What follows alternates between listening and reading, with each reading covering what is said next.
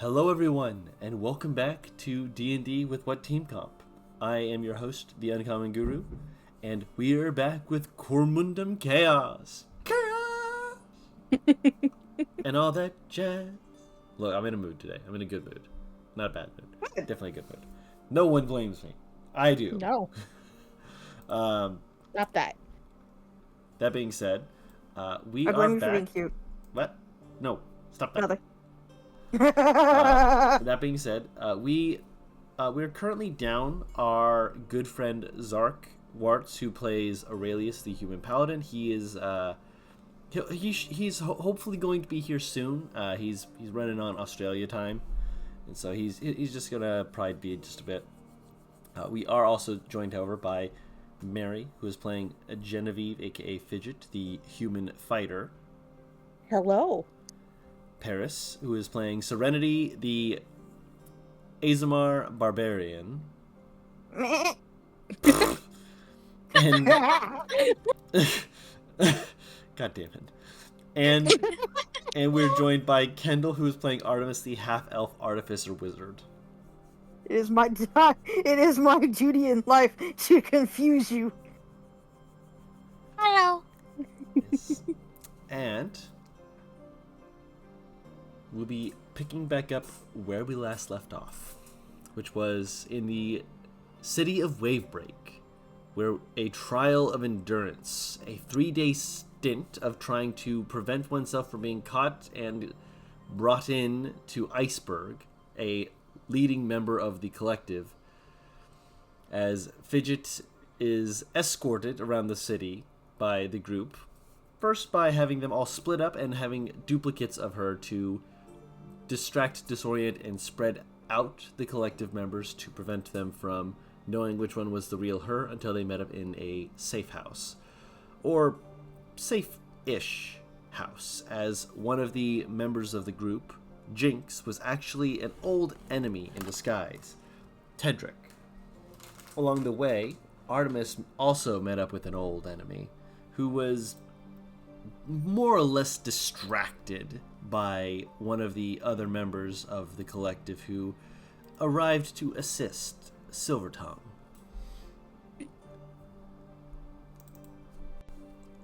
Then, when Aurelius attempted to force Tedric to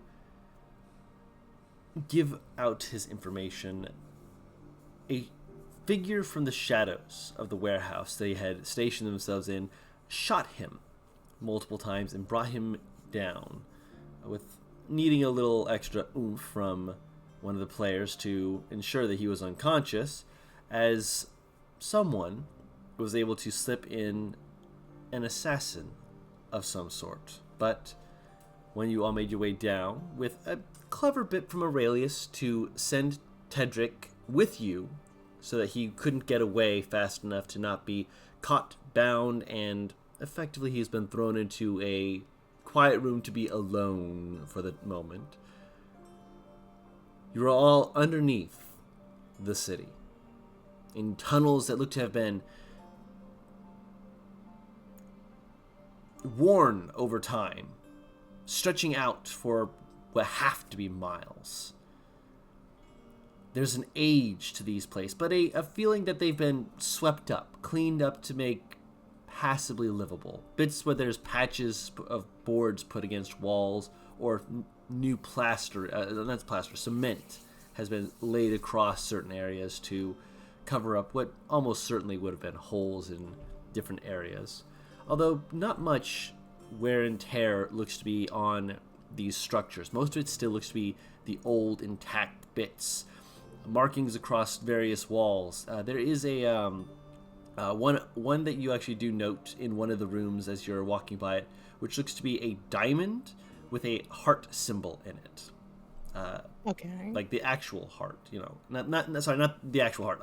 The heart symbol. I know what I meant. Yeah. I said the right thing the first time. Not the anatomical. Correct. It's not anatomically correct. Correct. It's the heart that looks like a butt. Yes. It's two hearts put together, but at the same time, it does look like it. But as some of the chaos above, that you do see that they do have to close and lock the trapdoor to prevent other people from trying to make their way down. An unfortunate precaution, as there were still people up there, but each person here knew there were risks, and each person here is likely going to make their way out and not stick around once they know that the rest are safe. So there's a good chance that those who are left behind are not going to stay behind. Granted, that might put a wrench in some plans, as that means there is no one left to set the building ablaze. But maybe that's not so bad. Maybe.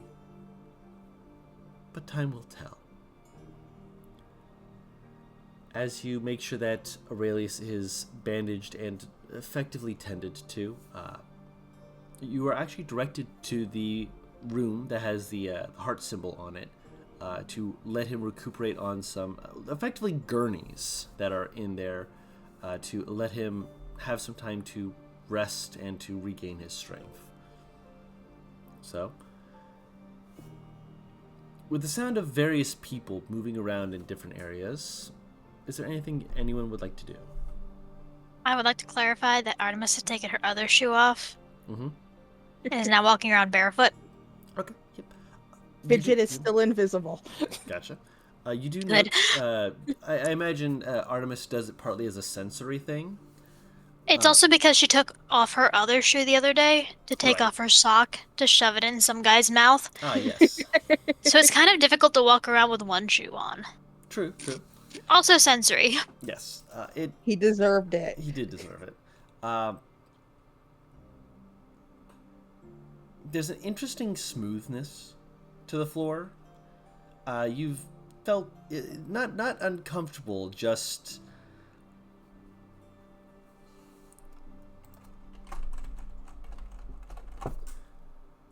more on the line of there's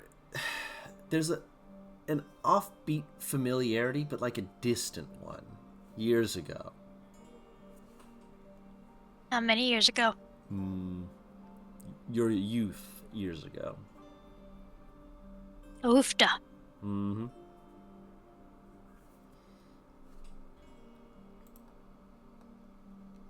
So kind of look at the floor a little oddly. Kind of up her feet against it a little bit, and then just continue walking around, occasionally looking around to see if anyone else needs help or healing, and then go back over to her bag to find the stuff to do some research and prep some other spells. Probably start getting ready to take a little bit of a nap. Makes sense. I need a short rest. Easy. Or long rest. Both would be nice. Both is good. Short rest will be well within your acceptable range. You look around.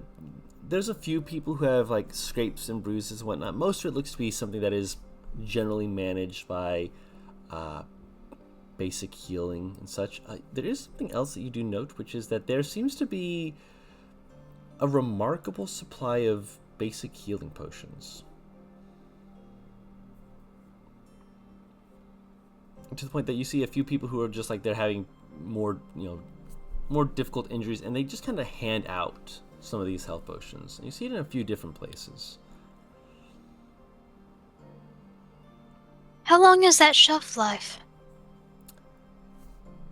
on those? As far as you're aware, just based off of your Arcana knowledge, you would say that the shelf life for them, it's pretty decent, but at most probably in the range of, for a basic one, in the realm of like 20 years at most, which that's a long time for most people, but... Oh yeah. Oh, yeah. So she's going to, if they have any to spare, she'll ask if she can have some for the road in case they need them later, because she only has so much magic. Yeah. They'll be like, well, if you have any need, I suppose we can give you a couple. How many you need? Could you spare 3? 3? Okay. They just open a case, and you see into the case a little bit, just because it's very high perceptive. You do note that the case has like a lot of potions in it. They just pull out 3 and they offer them to you. Thank you. You know. And she'll like delicately tuck them away. Mm-hmm. Just kind of look around for Midnight, because the last that she saw of him, he was getting the fuck out of Dodge. Yep. You do actually hear the sound of someone walking, very pointedly making noise. You could have heard the faint scuffs of them walking forward, just because of the fact you have, again, high perception and very alert. But they're clearly making it very intentional that they are approaching and trying to make it so that you don't get spooked, as Midnight does actually see you and does approach you, kind of like hands behind them, just kind of like wiggling back and forth a little, just like, "Hi, Artie, you're here, you're good, good. Hi, you're safe, good. Hi." Yes, how are you? Ugh, man, I'm tired. He was relentless. It took me a bit before I was able to actually figure out a way to get behind him and get away, but man, it's been a while since I had someone give me a chase like that. He was fast. How are you? I'm good. Would I be wrong in saying that you sounded like you were having fun? I mean, after the fact, I was having fun. But, like, during the initial part, it was a case of, this is a problem. Wasn't expecting an original to come up and try and kick my ass. And, thankfully... Yes? Could you elaborate on that? Original? Original, yes.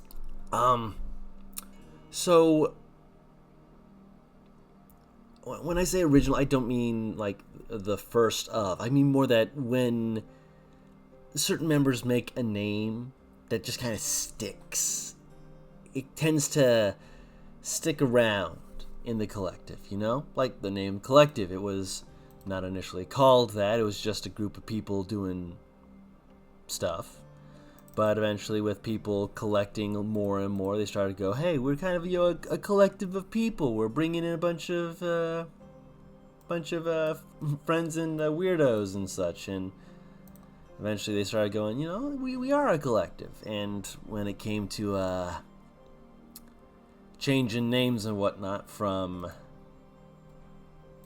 the people we send to take care of things, motions with his hands to like extend just how long-winded that sounds, down to Blackout. Urian was one of the people to start that trend. Ugh. What's a blackout?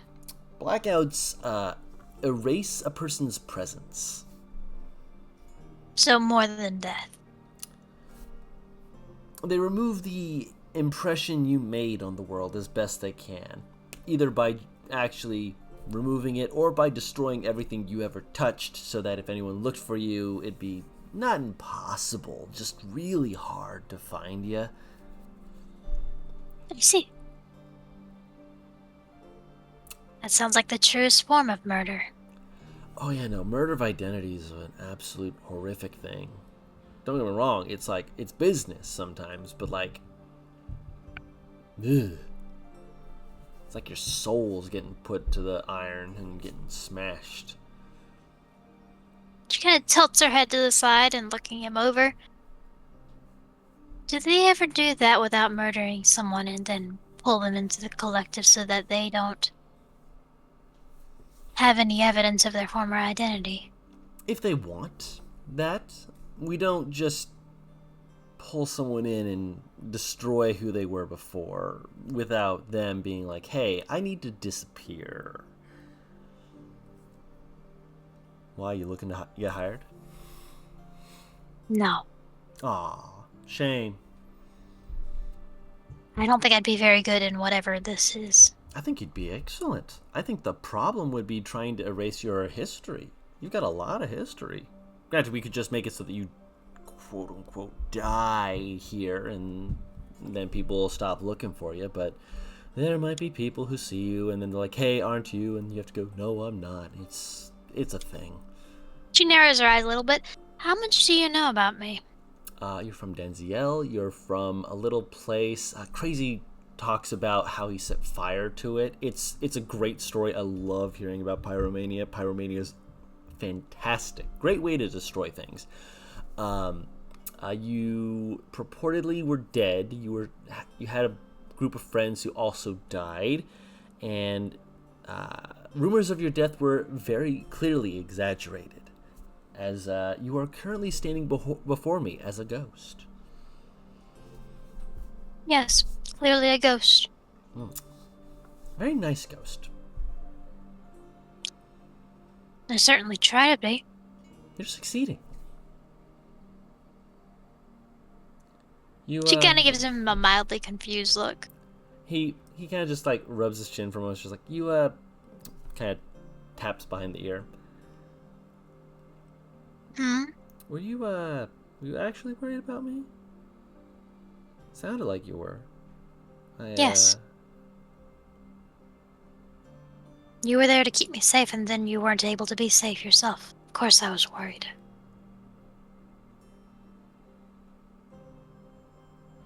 Is that a shock? A little. Why? Are you not used to being around decent people? I'm used to being around people who trust what I can do. And so I don't get a lot of people going, hey, are you alright, or anything like that. It's less that they don't care, more that they're confident in me. So having someone who actually voices concern is different. Well, I don't know you well enough to be confident in you. Well... And to be frank, I don't trust you very much. Good. But I do not... But you were there for my safety. Of course. You're going to get some worry. Well, thank you for being worried. I do appreciate it quite a bit. Obviously, you were safe and sound and able to get back here without too much difficulty, and I'd say that means that I did my job well enough. Yes, thanks to that silver tongue of yours. Ooh, Silvertongue was the one who saved you? Nothing bad Yes. about that, just...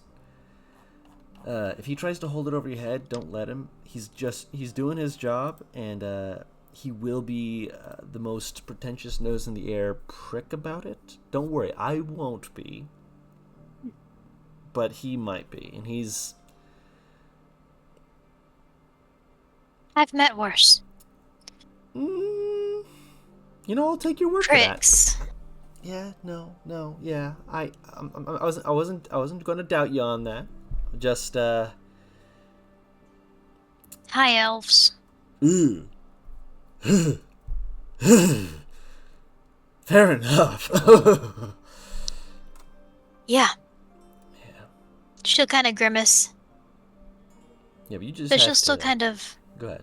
look him over. Yes, are you injured? Like, holds his hand out to the side. And he's wearing like a poncho thing right now. He kind of lifts it to the side and shows that he does have a scrape. Several scrapes. Looks to have been like hit with thrown blades, as far as you can tell. I'll heal up. I've tended to worse. Plus, I'm going to go get I was actually on my way to get a potion to just quickly down and take a nap. Alright. Yes, there are a couple people that are hunting me. It's the whole reason I needed to be saved in the first place. Yeah, who was that? Who attacked you? Name, not just like who. Oh, it was a dark, mysterious figure. Sorry, I don't. Oh no, I'm fully aware of who they are. Oh. They've been hunting me for quite some time. And she kind of pulls up the her pant leg and shows off the massive bite scar. Ah. Oh, they got a bad dog. They have a wolf. They have a wolf. Very bad dog. Yes, their name is Alri Gilperos. Gilperos is still alive? Fuck, I thought he got pushed off a cliff. Oh, no. Gilperos, sorry, not Gilperos. I was thinking of Gilpena. Gilperos was set on fire. He lived that? Jeez, hardy motherfucker. Yes. Very determined, too. Well, I suppose there are worse things. Wait, hold on. Gilperos was here? Yes. Looking for you. When you I'm happened... not sure he was looking for me, but he found me. Okay, so you don't think he was here for you? I have no idea why he was here. Oh, I think either he purposely tracked me here, or he found me by happenstance. Well, one of them is a... this is bad because now he knows you're here. And the other is, how did he know you're here? Neither of which is nice, but,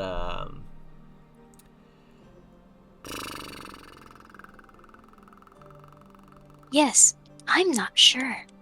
I've been fairly decent at hiding where I'm going. And we're in the middle of a trial, so I can't just be like, hey, can someone tag him and keep an eye and see if he does anything weird? Because if I say that, they'll be like, where are you at? I'll relay your information and have to push them down a flight of stairs for being an asshole. Can't trust anyone. Look, I'm not saying it's my favorite method, but sometimes the sound of someone falling down a flight of stairs is cathartic. I'm not saying you're wrong. And I'm also not saying that throwing a rock at someone and listening to it hit their skull is a very cathartic sound. Oh, it's satisfying, isn't it? Yes. Oh, hold on. Don't do that. Stop that. I'm... She kind of takes his hand and looks over the scrapes. Don't do that. I'll be fine. I just need to get a potion.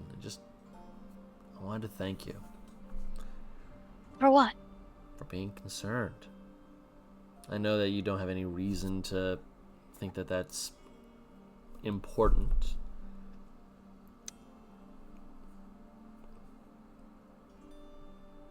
But you're interesting. It's not meant to be weird. It's meant to be a compliment, but I think I understand why you're not used to people being concerned about you. But it's sad. it's fair. It's been a while, so I'm not exactly gonna be too worried about that. Not my place to be worried. My place is to go and get a healing potion so I can stop hurting myself when I laugh. Yes, maybe you shouldn't clap when you laugh. Look, that was an accident, and he's kind of backing away, moving towards the, And she kind of just pats his arm as he leaves. I'm sure it was. Everything's an accident. Everything! Woo! Turns around, walks into the wall. Ow! Not everything! That was on You purpose! sound terribly distracted. No! Walks into the door. Even then, you hear, like, right then is when you're already fucking snort, because you just watched that shit. Perhaps you should keep your eyes ahead of you.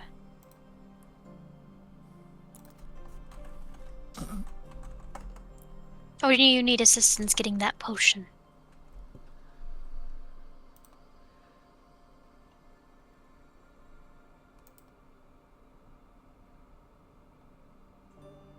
No. Uh-oh. Dawn. We're asking you that to... Midnight. Midnight went into the place to get the potion. Yeah.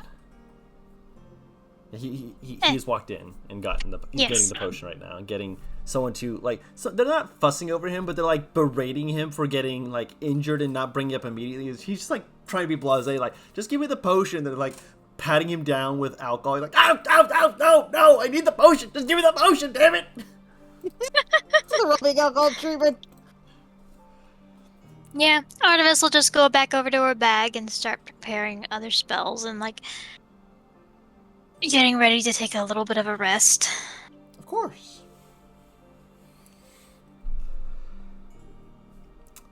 Parasu, Huh? is there anything you are doing? Suri's, just vibing in the corner, running over a lot of things in her head. Okay. After a little bit, you kind of look over and you see that Midnight walked into the wall and then entered the room. It was funny as hell to see that. A shadow is cast over you. Hmm? And Tank Looking up. is just kind of fidgeting there and kind of glances around, just like, we talk? Sure. Are you okay? Private, please? Oh. Hey, she'll stand up and she looks really confused.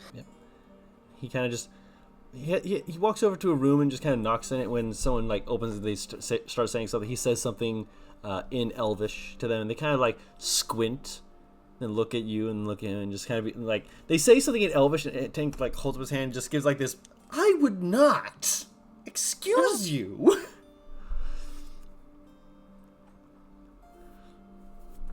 And they just kind of squint, waggle their finger at him, and then just step out to let the two of you in. He motions for you to take a seat as he takes a seat himself. She'll take a seat. He does like the thing where you grab the chair and you sit on it backwards. She kind of arches her eyebrow. You are right. I mean, I'm as fine as I can be with being hunted and stabbed in the stomach. No, not all right. You are right. I'm not sure I understand. Correct. No. I understand what you're saying. I mean, I don't know what you're Oh, saying I'm right about. Coward. Regarding... Yes. Gives like this exasperated laugh and sigh and just kind of rests his chin on the backs of his hands and he just kind of looks away. He's like kind of kicking his feet on the chair. He's a big enough guy though that it's like kicking his feet against the ground mostly.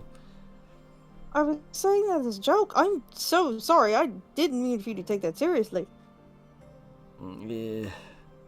Did take his joke. Good joke. But realized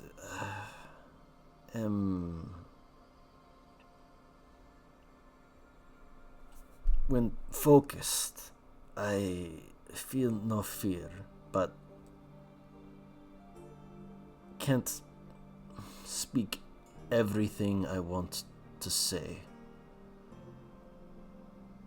It's not always so bad. No, not bad, but I am afraid. I am a coward. Yeah. If you're worried about being a coward, then I can at least tell you this much. You certainly haven't given me the idea that you are. I am. Just not in ways of fighting. Fighting slaps his chest. Brave, powerful. Out of fighting.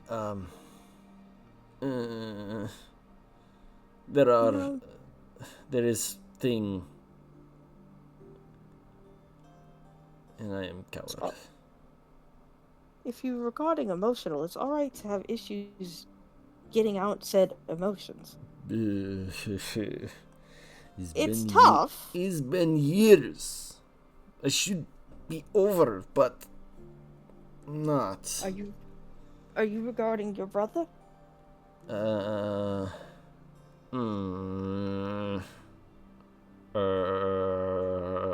of like That's a looks yes, away. He's not looking away like in a yes way. He's like pulling back his face, like not exactly, kind of expression. Talk to me, Tank. Don't want to. Just wanted to acknowledge you are correct. She kind of crosses her arms and leans back. I am an open ear if you have any issues. When I know you better, maybe, but I wanted to. I'm not saying to. She puts her hand on his shoulder. I understand. Fuck, I took his accent. I understand. When you are ready to talk to me, you are welcome to talk to me. I'm not going to force it. And while there may be some language barriers, we can work through that. Yes. No. No offend, but wanting to trust more first before telling stuff. Of course. I am still technically a stranger. Thank you. Just pats his shoulder. Give moments. I need to recollect myself. Take your time. There is no rush.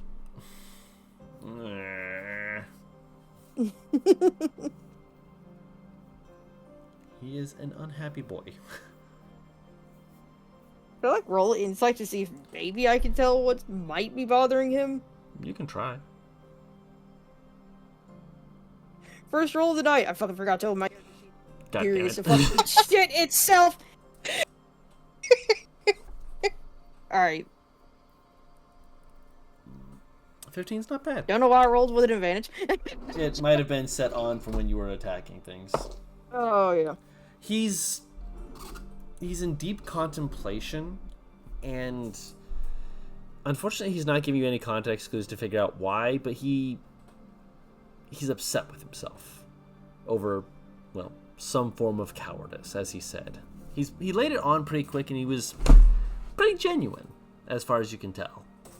He seems to just be struggling with something.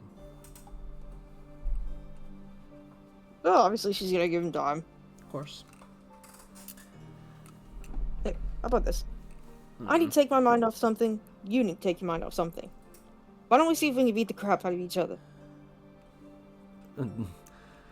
Try not to bruise. We stay light, but... I am offended that you think I bruise so easily that you would be able to bruise me like that. I show. And he'll take you to a part of the area where there's you know those like boxer training pads, like where a person holds it. Oh yeah. Him? Yeah, he puts on those and he's like, yeah, show.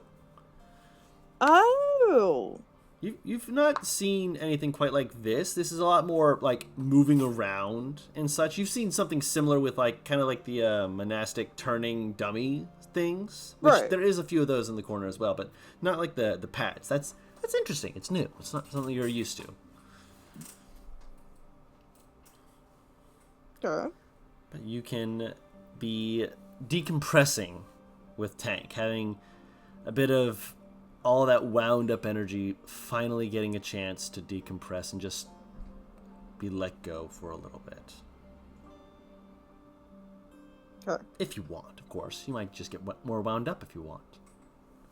It's not for me to decide. I mean, it helps her physically decompress. Yes. You get to finally fight after not being able to. For good reason, but still. Wound up like a fucking spring of a fucking used mattress. And you got a barbarian who's willing to spar. You're good. The barbarians have been let loose in the boxing ring. Fidget. Yes. After a bit, the invisibility drops. And you're just like, I'm here! Like, just standing somewhere going, and not even aware that it dropped because she got so used to it being there that she's not aware that she's now visible. Right. I'm not sure where she would have ended up. She probably just kind of wandered around for a bit. Okay. Please just like jump on Maxim because you think you're invisible. No. Her mind's still on the my friends got hurt mindset. And having seen the arrows in Aurelius, it's even more. She might have been showing her training with how she acted with Tedric, but she's scared. My baby.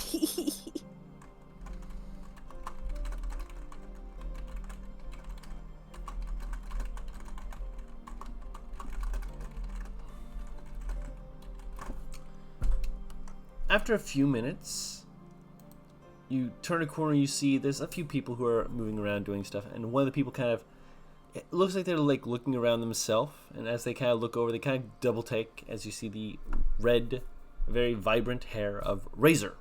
As they hold up a hand and kind of look around, you're like, oh. He walks up to you. I take it I'm visible now? You're visible now, yeah. It's, it is good to see you again. You too. You were okay out there? I was fine, except for the double incident. I was worried I was gonna have to pull some shenanigans with Serenity, but I'm going more southern than I want. More drawl. Need more drawl. More drawl. Think Von Sterling just younger. No, I'm aware. That's why I was like, hold on. I'm a little too staccato with this. My Gotta apologies. Kentucky Fry it. Working on it. But still ain't showing what you're really capable of. If there's no need to, I don't suppose I should. What about you? You shown him everything you can do? Not. My blackout training doesn't come up very often. They seem the sort to need it. They haven't even really seen my intimidation stuff. Not yet. Hopefully they don't need to, but... They saw what I did with Teddy. Ugh. Well, they didn't see me, but they heard what I was doing with Teddy. Heard. Your friend, Aurelius was going in for blood. I don't blame him. Tedric was kind of a pinhead, but not worthy of that much energy. Did you know he hadn't been it wasn't actually one of us?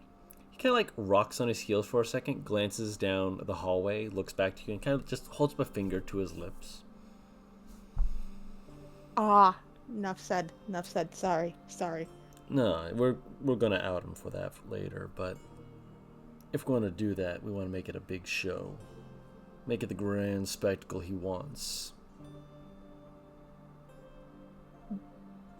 Make Teddy think he's as important as he thinks he is. And then remind him that he's still a snoveling child at heart. I mean, come on, he was like that when we were younger, too. Surprising. You'd have think after all the time he was able to spend with people like Honest, he'd have wound up better. Well, that whole thing was Honest. I don't. Honest turned into at least a decent man, at least by my reckoning. He actually one of us. His name's Honest. Enough. Wait, did he get to pick his nickname? As far as I remember. Not a usual thing. Usually it's picked by someone else. But he was allowed by Von Sterling. What I used to call him. He was an honest man. A rarity in Corvin. Well, I mean, we were young. We were kids. Me calling him an honest man. But, yeah, it's a whole thing. I'm not gonna dig into that. I do wanna pop by and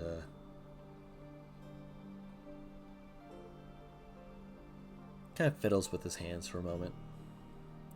Reza, why are you acting so distant? Look, I wanted to apologize. For what? For not being good enough.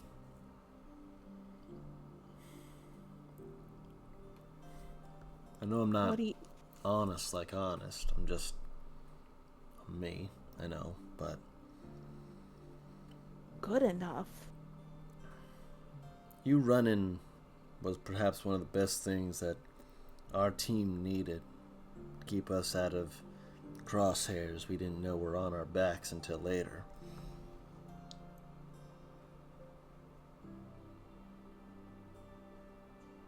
But you didn't check in, you just ran. And I guess part of me has been thinking that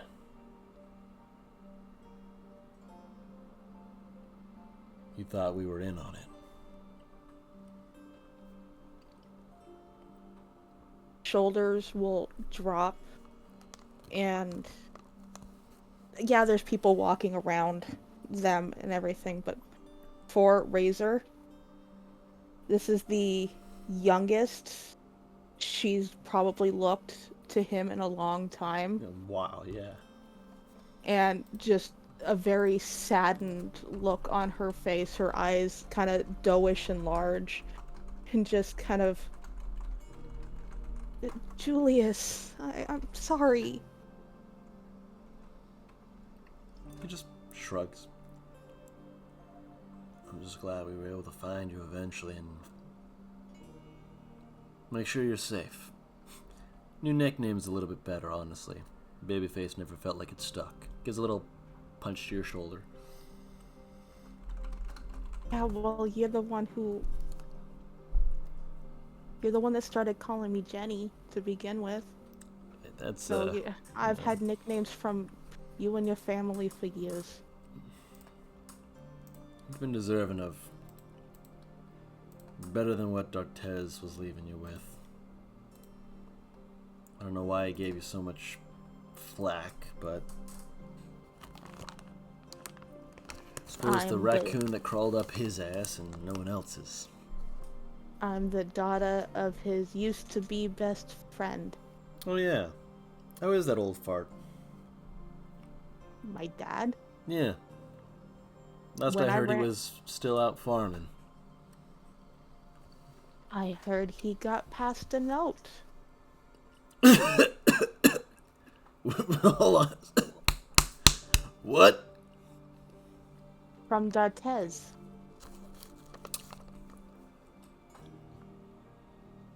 Didn't you just say they were... Oh, gods. Was it Pa who told you? Silva, actually. How the I'll make sure he knows. But, let's just say that, he got passed the note, took a meeting, passed the note, and disappeared out of Corvin.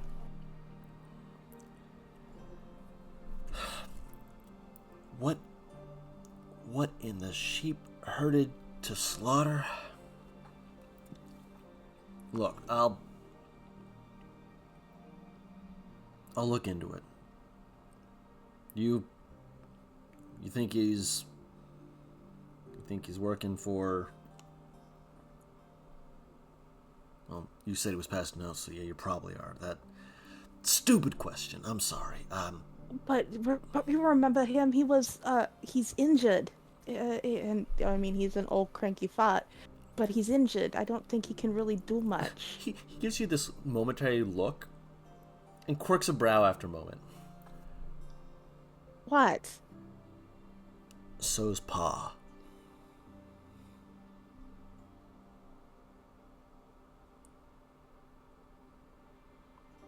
Van Sterling is old. He's got himself some injuries. And there's more than a few people who would be dead on the floor before they could get out their first lick if he'd put his mind to it. I mean, yeah, my dad taught me how to use my sword, so what? He was also full of fucking lies, so I don't know what to believe. Consider for a second. You were a hammer. How much training, don't get me wrong, we trained you, we helped you. How much training did you really need? How much more of it was going out and experiencing? Don't answer that. Just think on it. I was just gonna say, Tank and I showed exceptionally quick linen in that particular area. Oh, exceptionally. When you and I would spar, you picked up things quick. Like you understood concepts faster than most people would think of you. You're talented, but someone cultivated the talent. And I'm not taking credit for that. I helped it, but someone started it. And if he was good enough to start it, how good was he? If he was able to use that to keep himself in shape while training you. Julius, he's just a farmer.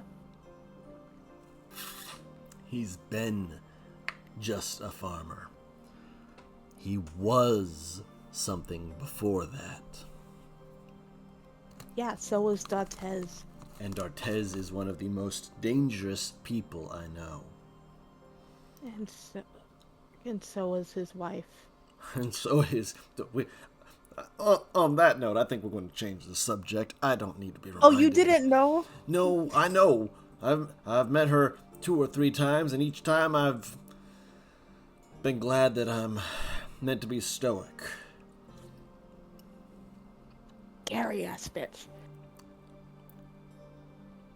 She doesn't look at you like she sees through you. She looks at you like she's dismantling you. Trying to figure out how you are put together and how she could take you apart. How did Teddy become what he is then? Neglect. That's the only explanation I can think of. He was left to his own devices and they didn't actually do anything to him. So this whole thing is trying to get Daddy's approval? Daddy, Mommy, fuck, I'd say even Pa's. Yeah, I haven't seen him look that scared from somebody in a while, and Von Sterling walked down that hall and he shrank. He shrank, but he was shrinking from your friend, too. I've never seen him blow a whistle that fast. Normally he tries to keep himself in the high and mighty superiority mindset, and he about pissed himself. We need to figure out who let that fucker in. I hate to think it was someone with us, but there was a lot of other fighting, meaning that there was a lot of other people who might have done it. Any number of them could have done it. And if he's working for Teddy, that means he could have thrown his dad's name around. Ain't that a comforting thought? Especially since your pa brought all of Corvin with him.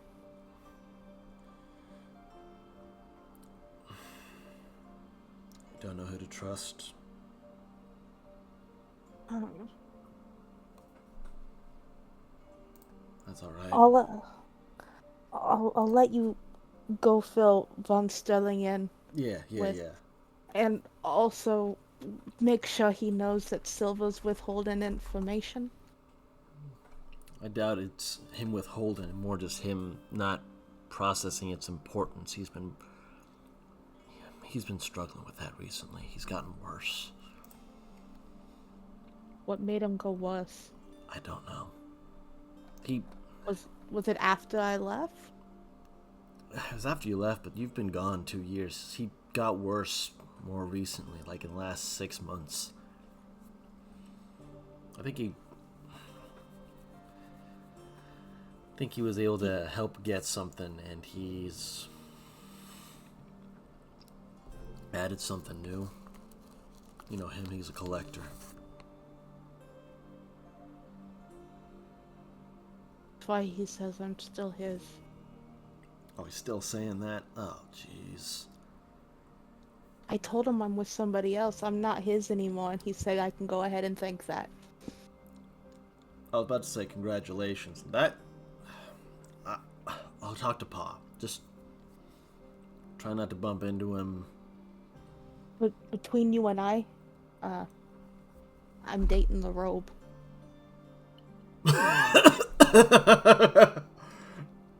points at you, points down the hallway, points back at you.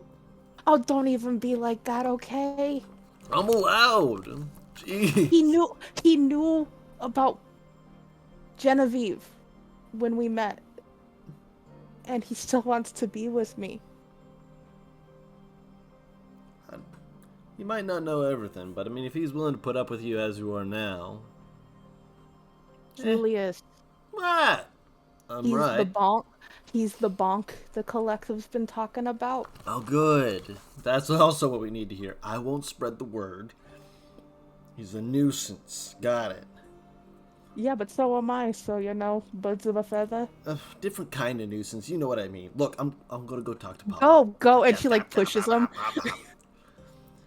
Runs down the hallway. And as soon as he gets 10 feet away, he goes from a slight jog to a more switch back to stoic, back straight, soldier walk. He's gotta get back in character.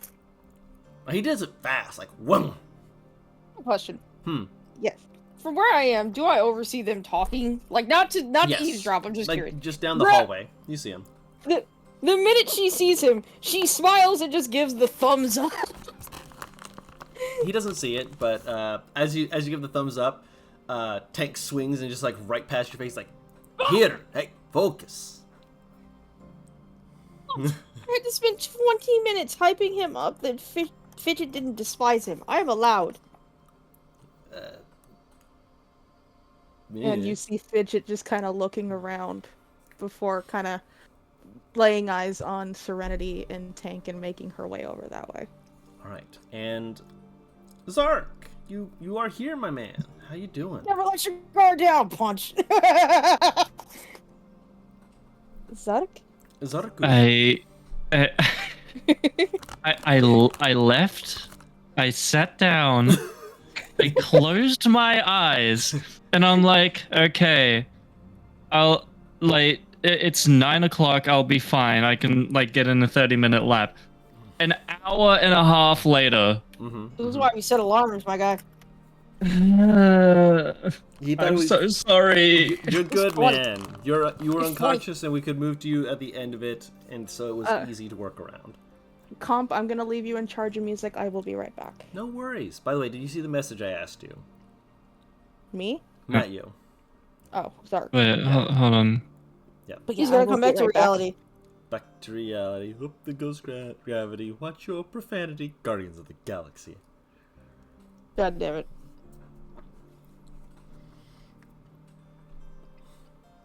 If you're paper ripping, I'm taking off the extra ends of notebook paper.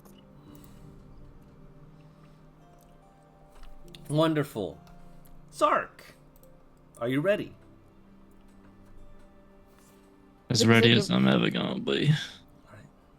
Zark, you are unconscious.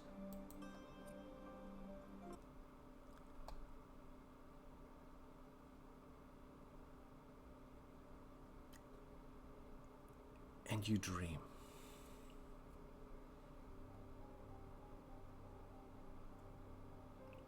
Not to say it's a good dream. Rarely is. It's better when you don't.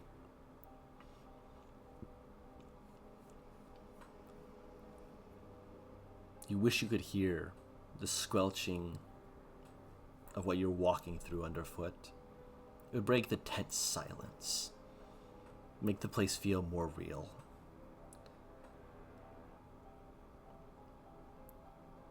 You're not sure if the walls are pulsing to an unknown distant thing, or if they're beating in time to your heartbeat. It's usually like that. You reach up,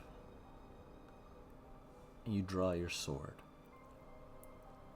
And for a moment, it's that pale blue. Beautiful. Something changes, and it flickers, and you feel everything inside of you seem to almost well up. And then the blue almost seems to not crackle, but more that it seems to bleed. The blue going upwards as it pushed away and shifts to a more red hue.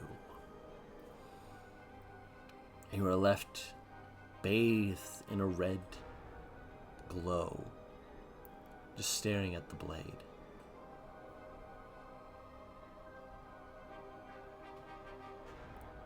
You hear motion around you beginning to pick up. Coming towards you. What do you want to do? Fight.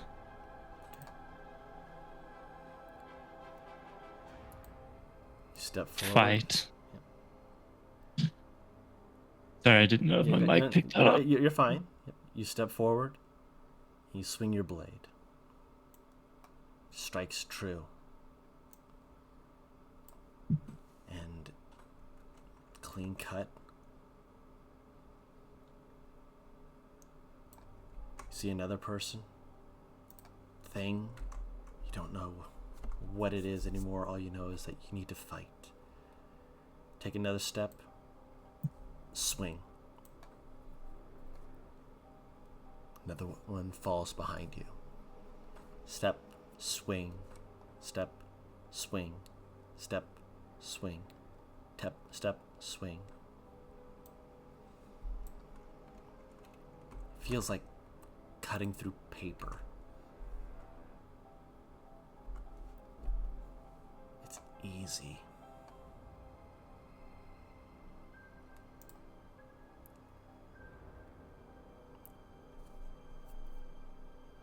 You don't focus on it at first. Why would you have any reason to think of it? Until, as you step forward and swing the blade,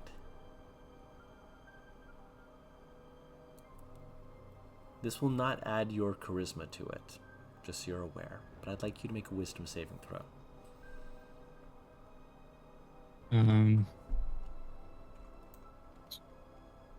Now I need to figure out what my wisdom is without my Just roll it, and we'll subtract your charisma modifier from it.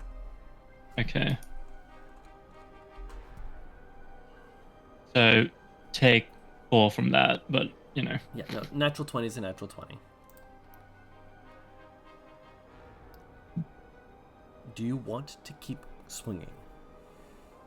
As you see a face, for a moment, of El-Atha.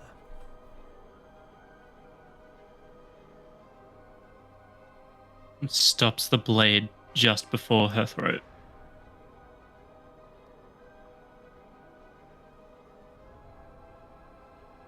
And in that moment, there's a pulse again, a heartbeat, a sense of a veil being pulled off your eyes. She holds no weapon. You'd sworn you'd seen a weapon of some sort in her hand. She's holding out her hands, trying to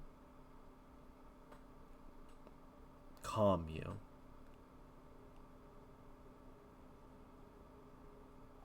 The half-drow looking panicked. You stay your blade, you pull back slightly, and as you do, you feel the ground give way, and you slip. Just sink into the ground as you see her reach out for you, trying to grab you. As you just reach out with your hand, take hold of hers as the hand seems to just pustulate before it disintegrates and you fall.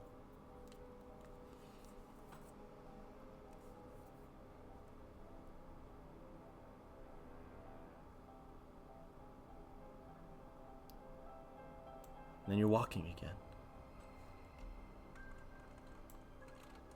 You don't remember when you stopped falling.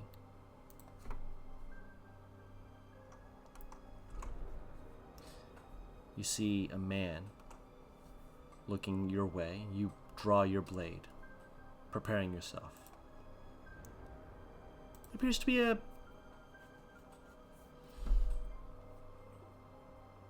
friendly face. A name springs to your mind without actually knowing it. Davy.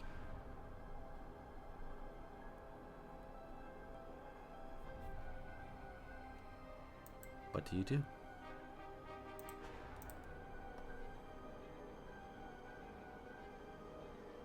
Return the blade.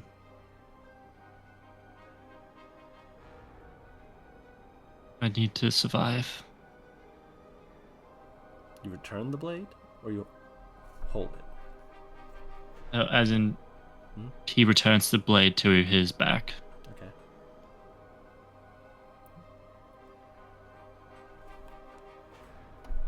Davy squats down and just looks at the ground. It looks to be dark, black, miasma-like.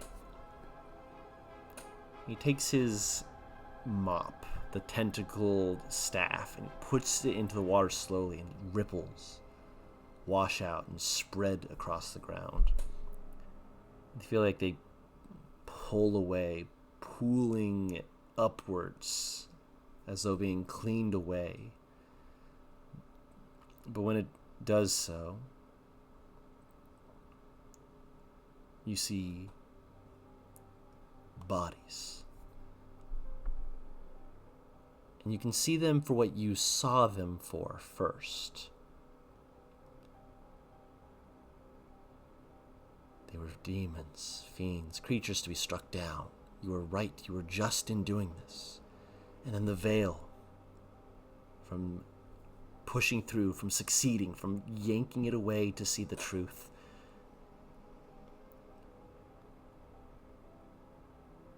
You see Valinor, cleaved, serenity, punctured, fidget, carved into. You see Artemis,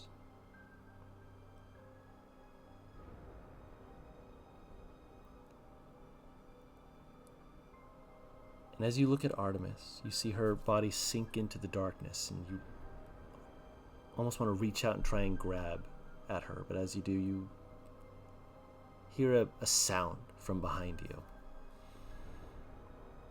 Do you turn and look? Yes. You turn.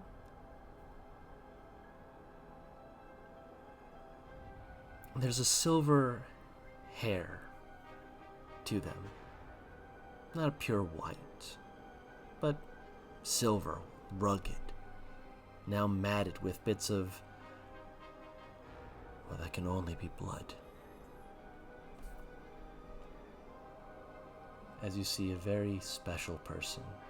Well, not person. Near and dear to your heart. Your old wolf companion.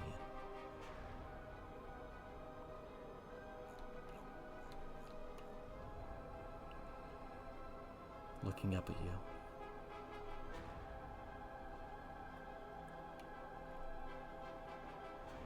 And you get a feeling of sadness and worry as Lux, soaked not in her own blood but in the blood of those who you struck down, mats her fur.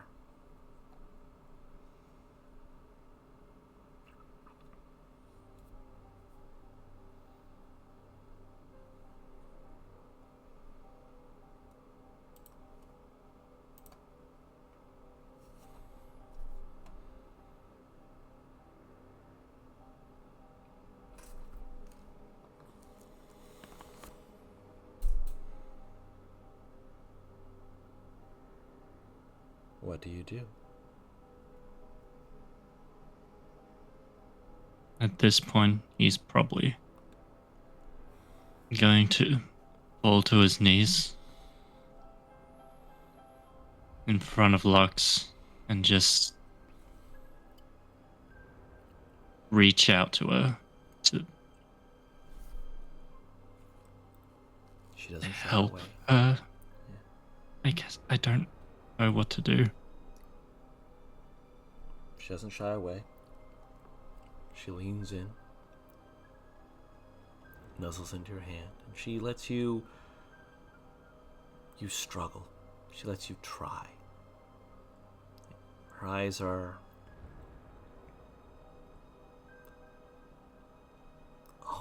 they were always more intelligent for a dog than they had any right to be. Compassionate and understanding. And you start to wipe off her fur, trying to do anything.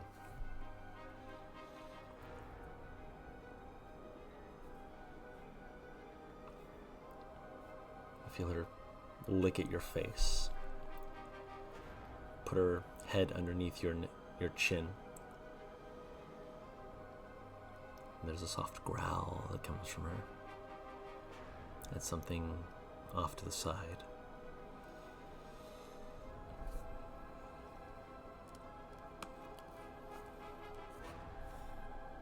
He looks over.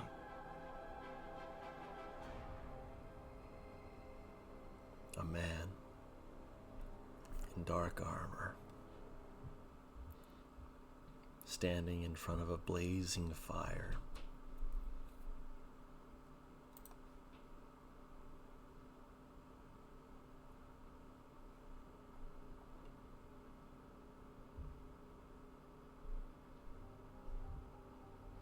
Glowing red eyes staring at you.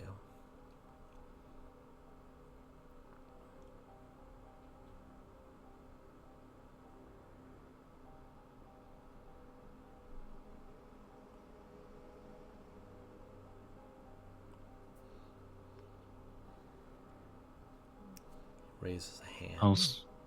Go ahead.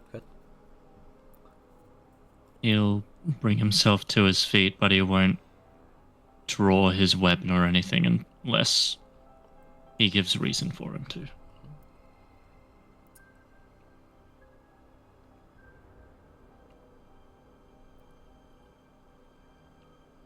He raises a hand. He points at you. Or past you.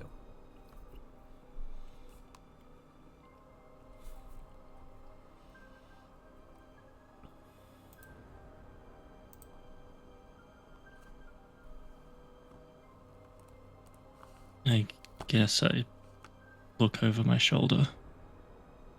Someone looks back at you. You know them, but you don't. They're wrong. It's not right.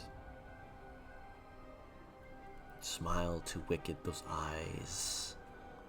Murderous, almost glowing viciousness. It's you, Aurelius. The most fiendish, demonic, horrible version of you could ever dream of. And it feels like every moment you look at them, they twist themselves, as though trying to just find ways to make themselves look worse, just to spite you. As though your worse wasn't bad enough. As though it saw you at the bottom of a hole and threw in a shovel and told you to dig.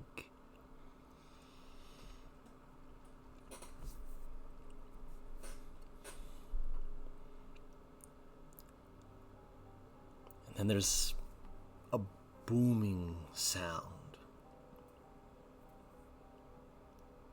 And the figure seems to fade rapidly away as Lux lets out a loud bark that seems to just echo, reverberate everything, and everything seems to phase just a bit. It's like it's turning redder and more illuminated for a moment. You're off balance, but you're trying to find your footing. You swear for a moment you see a hand reach out to you.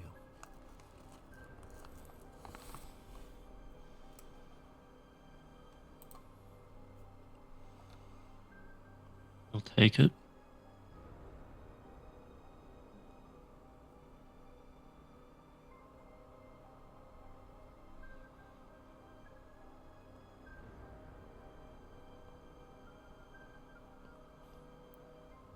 Alatha holds you up.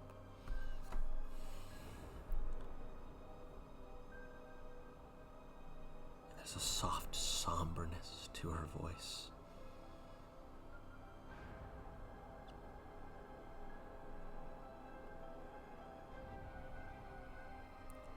I am destined to oppose you, Abyssal Knight. But you cannot fall without getting up.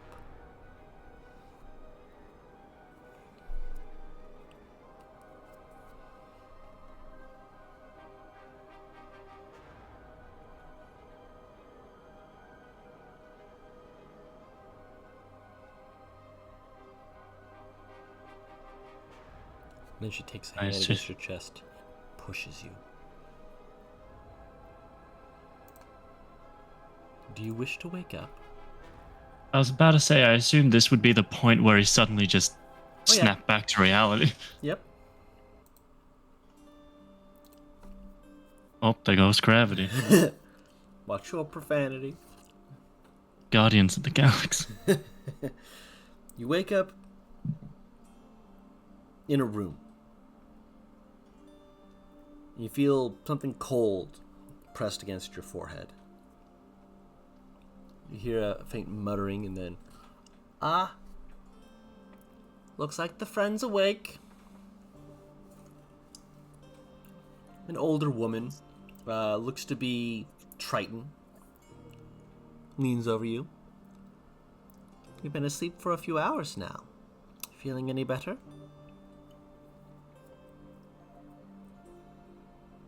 I do not know. Well, you look worse for wear even so. Here, you want a potion? Was the friends awake thing audible, or was that just like her quietly saying like, oh? No, the friend is awake.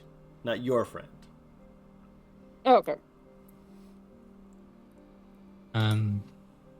He'll accept it as he tries to bring himself to sit up.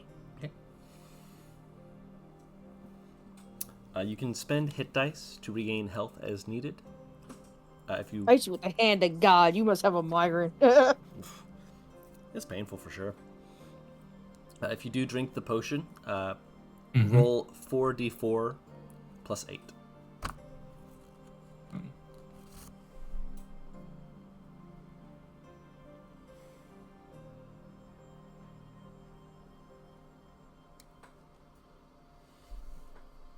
Uh, 8, so that's fucking 16. Yep. That's not including any hit dice. Ugh. Numbers. Math. This is the only thing that'll let me... This is the only time I'll do math. I know, right? Like, tries to be like, easy now. Up. Oh, there it goes. Well, I guess you're down the gullet, sir.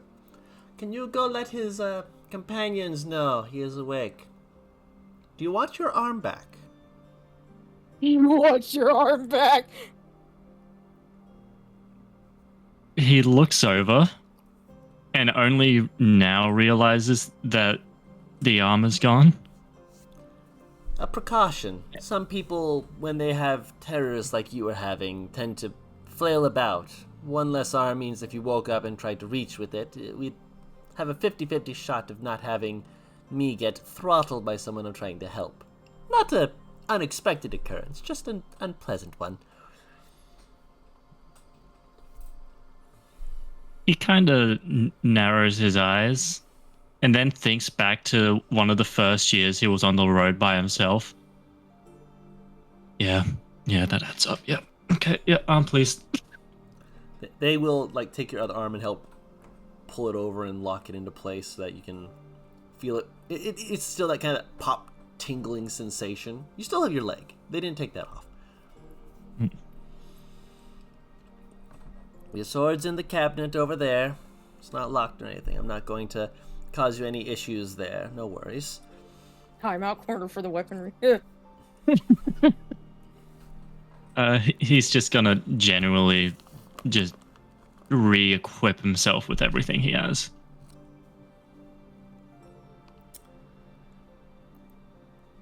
I'll say that Serenity will be the one to find you first, as Genevieve wishes to speak with Artemis. So we'll let Serenity have a quick moment. Yeah, go ahead.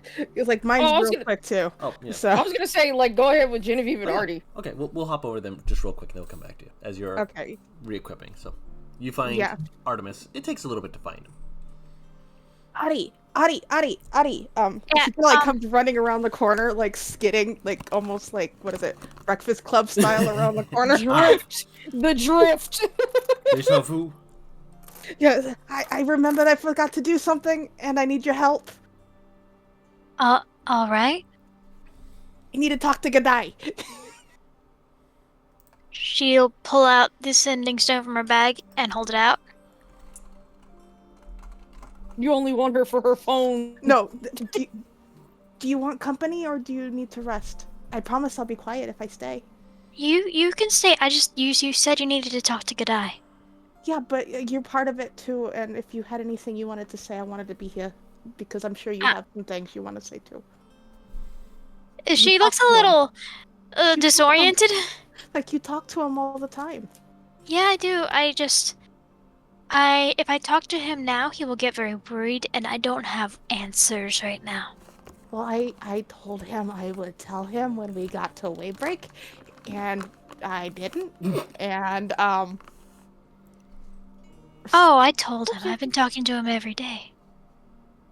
He knows my parents, and he knows a bit more about me. Oh, okay. Here you go. You can sit here with me. Okay. It's nothing that I wouldn't be telling you guys anyways, because I told you guys after Waybreak. I'm gonna keep my word. Artemis will nod. She still looks a little disoriented. She's used a lot of magic today. Yeah. She's dizzy. Buddy, lay down, please. I'm getting to that.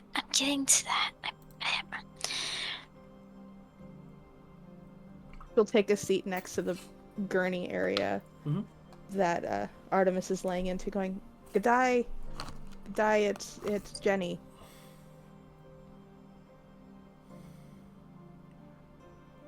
At least some of you hear, like, pots and pans falling over the background.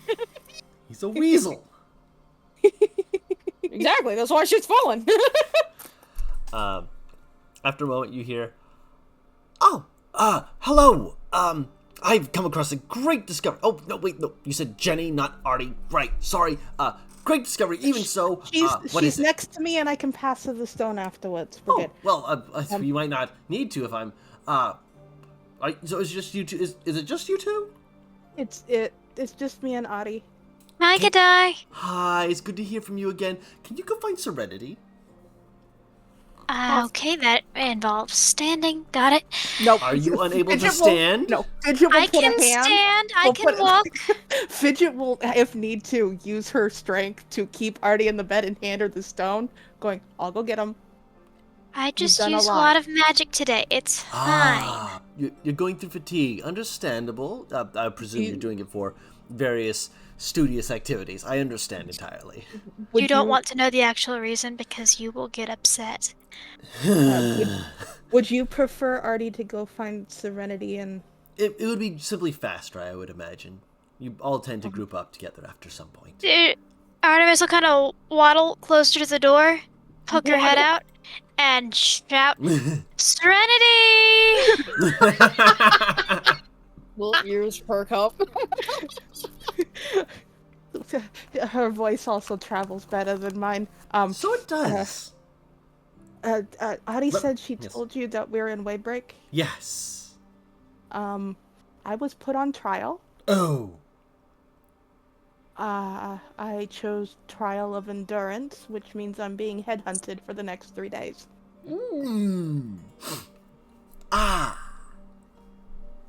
Fantastic. Hedrick's here. Why? He disguised himself to look like somebody helping me. But he gains nothing. He's technically untouchable. What? You can touch him all you wish. In fact, push him into a wall and threaten him with, normal violence. What? G'day. What?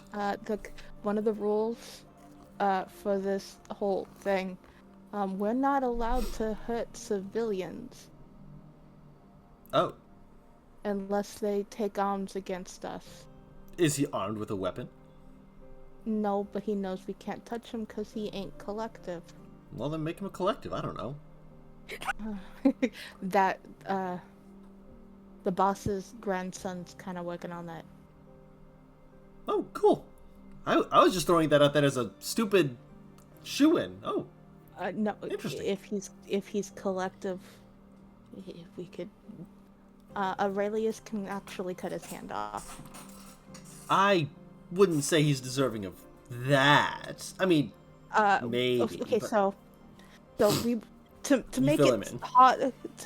She'll explain everything that happened up to that point. By this point, Serenity is coming up as you're finishing.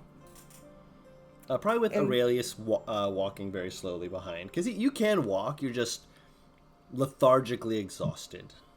Serenity offers a shoulder. My voice cracked. Serenity offers a shoulder. And Fidget will look up from talking into the stone after finishing everything, kind of going, G'day, it's not just Serenity, we have Aurelius here too with us. Wonderful. Serenity. Yes? Oh, good, you can hear me still. May I ask for permission? For what? It's nothing bad, I promise. I just need your permission. Permission granted.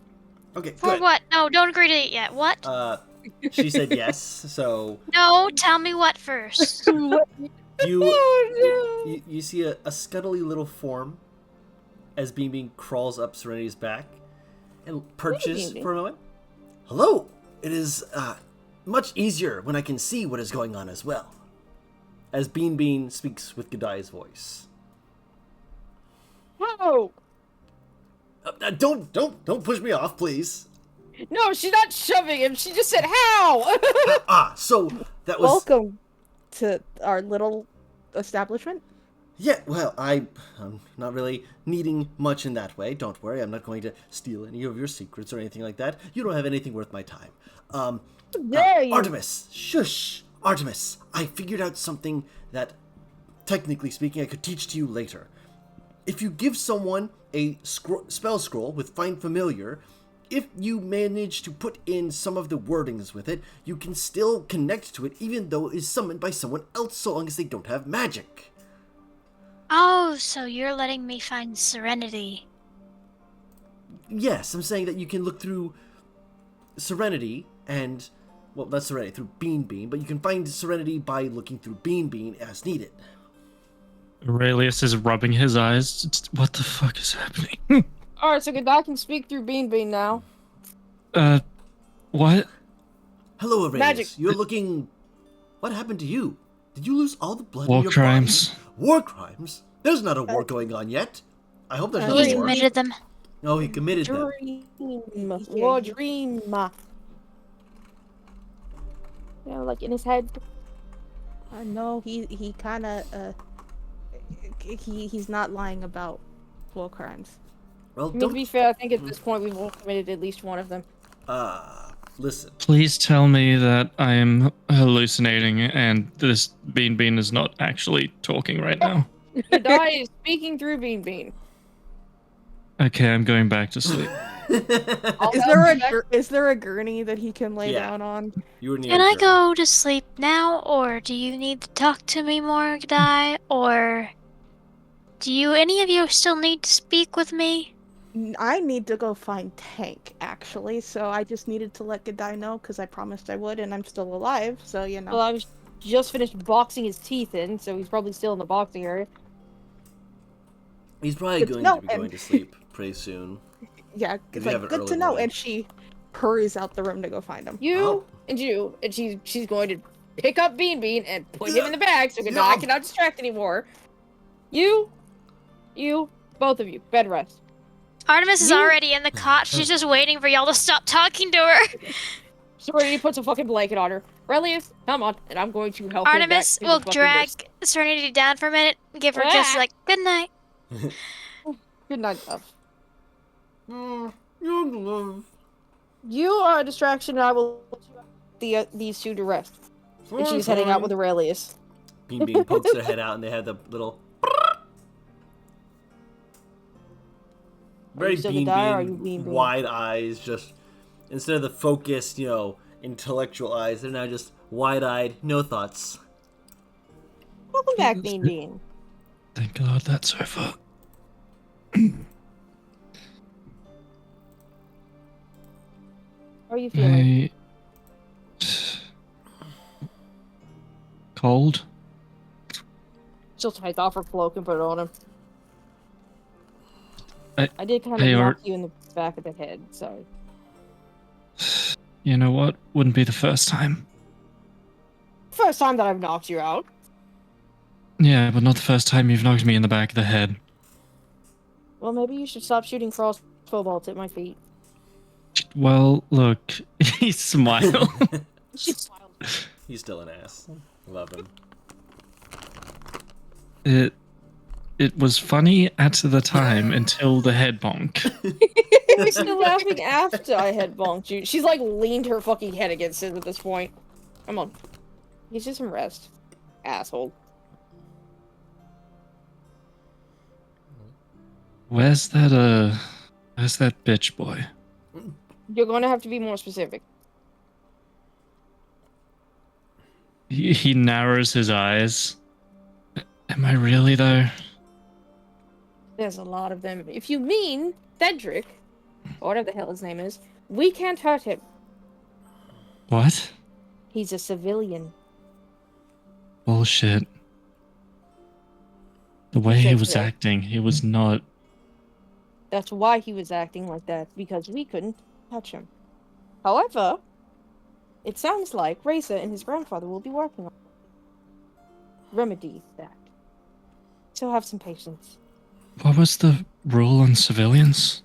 We cannot touch civilians. Okay, but... And if they harm us? It's only if they harm us. Technically, he didn't harm us. Someone who happened, and she air quotes this, to follow him harmed us. Well, I know how to make him harm one of us. No. We are not doing this, Aurelius. Have patience. Let those higher up in this totem pole of fuckery handle it, and then they will let us at him. There's a kind of growl of frustration. I know. Believe me, I know. But this is the safest way for us and Fidget.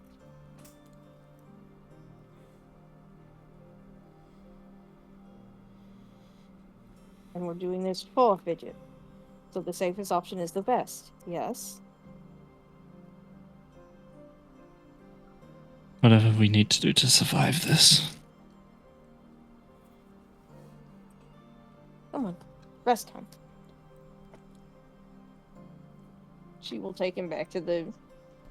I'm just gonna call it the nurse's office to save myself some brain power. The infirmary, yeah. It technically is. It's basically the nurse's office. Man, Morellis got hit in the head with a very big fish-shaped rock.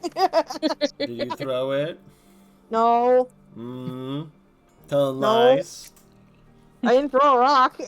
No, that's my job. And you do it well.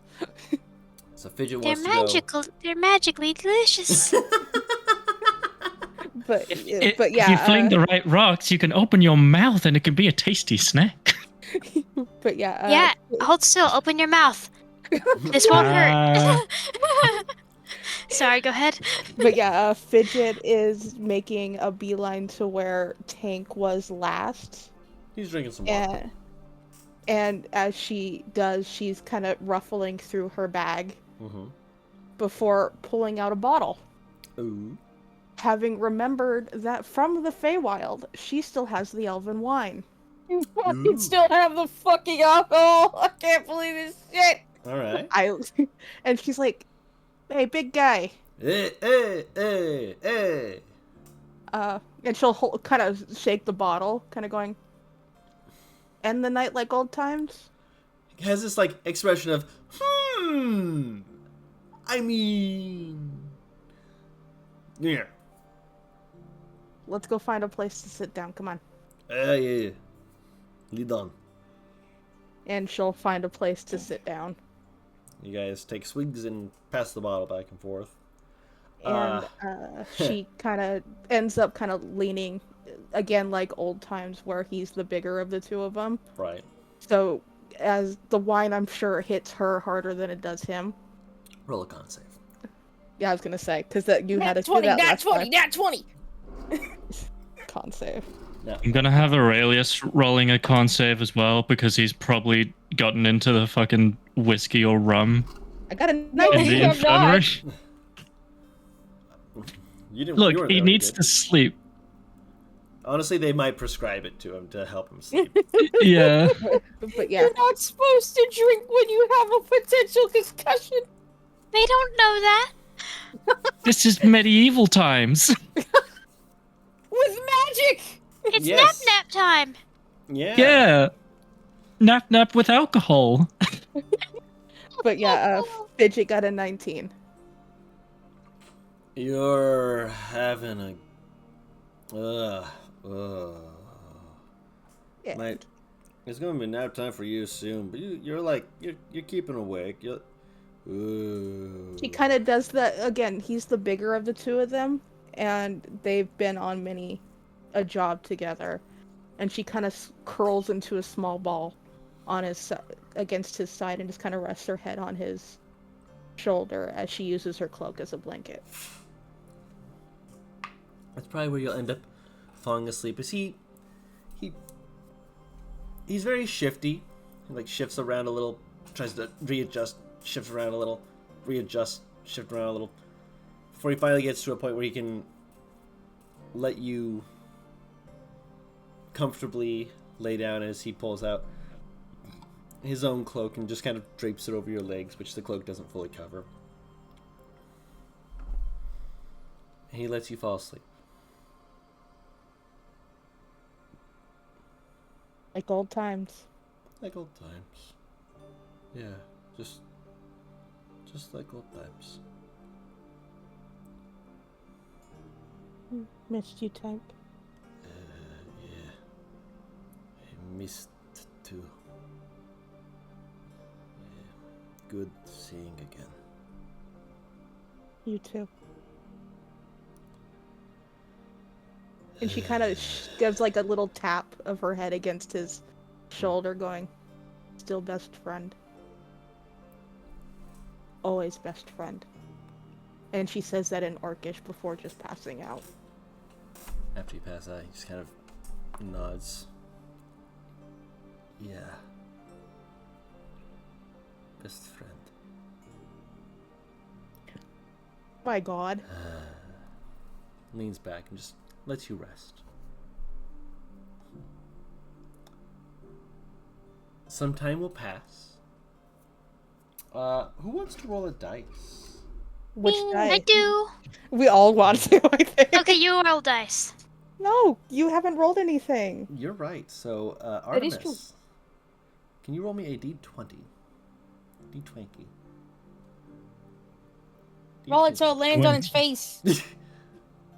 That's a good face to land on. Oh God, no, it's not. Yes, it is. 13. You all Bad will, luck number. you all will begin to wake up. You can mark off that you took a long rest. Okay. I am marking my rests that are long.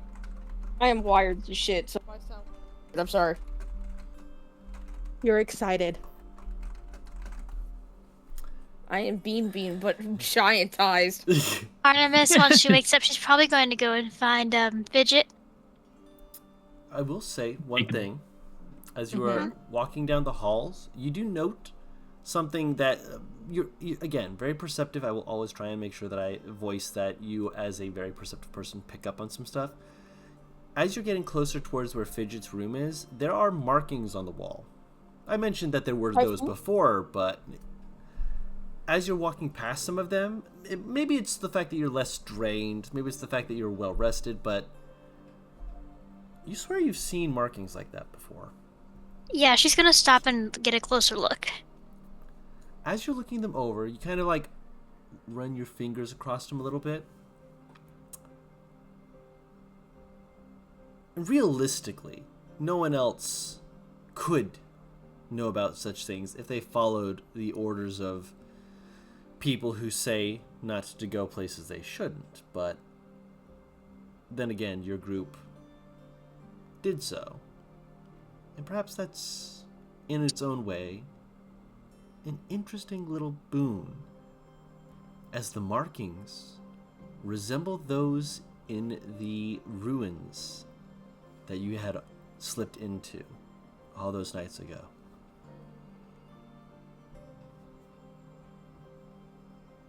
She tilts her head to the side. Do they mean anything? They seem to be... It's odd, because it seems to be understanding rather well directions? Like it's pointing to a certain point where it's got several lines. One line is saying, like, medical. And it goes a certain way, and then it seems to be pointing directly down. But there's others. One that says... Best you can interpret that from what you had seen before to what you're seeing now is laboratory. One saying security. It's interesting, especially since most of this, unlike the ruins, doesn't seem to be as worn down.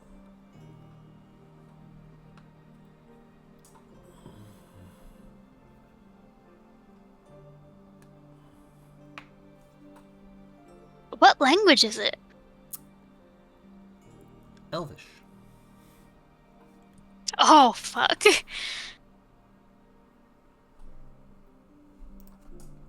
Does it have, like, a particular slant to it? Like, is there a way about the grammar that is familiar? The way about it that's familiar, it has certain accents to it. Less familiar to you because you're more familiar with High Elvish. This has more of the underslants of people who write on various more structured surfaces of stone and the like that would be more common among drow. More people who would go in the undergrounds and the like. Drow, in your recollection, split off into the underground just because they found more solace and more capabilities underground than above ground, like their high elves did, rather than being split off like in the far realms and whatnot. And they're more solitary. They more just kind of utilize what the earth has given them. Some say that they are worshippers of Sayas, and if you asked any of them, they wouldn't disagree, but they also might not fully agree. You know, elves. Mm-hmm. So she's gonna clock that? And go finish talking to Fidget, who is BRBing real fast. Okay. I will also say, as you're kind of running your finger across it, there's a faint dusting that comes off. But when you look at it again, you realize there's no actual dust on it.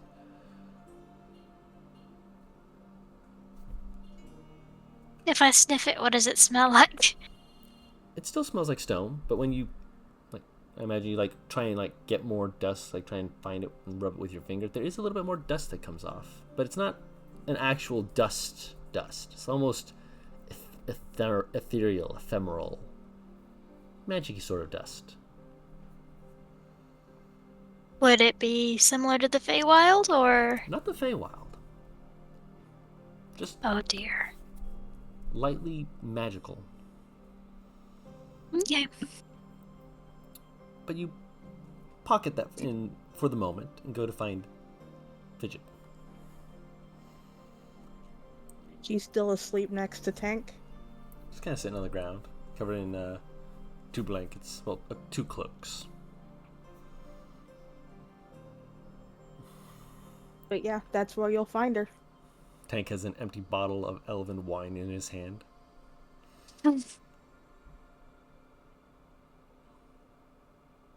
Artemis will kind of look both of them over before kind of squatting next to Fidget. I remember why I don't drink so much anymore. Oh, you're done. She's friends with Tank, whose nickname is Tankard, not... And she'll kind of open her eyes, finally. Hey, Addie. How are you feeling? I forgot I had wine, and I wanted to forget about everything for a bit, so you know. I get it. But, do we still have some of that headache stuff the doctor gave us? Yeah, I think so. Would that be in her bag? Yes. Okay, she'll Prescribe it. Oh. She'll drag her bag closer to herself and hold over the a little thing of the headache stuff. Thank you. She'll take it and finally sit up. You sleep okay? Yeah, I slept pretty well. What about you? I forgot everything and now I'm awake. And I remember everything. I get that. More people are gonna get hurt today. Because of me.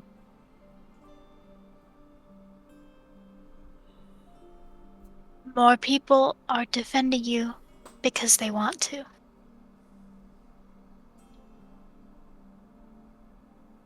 I was told not to trust any of them.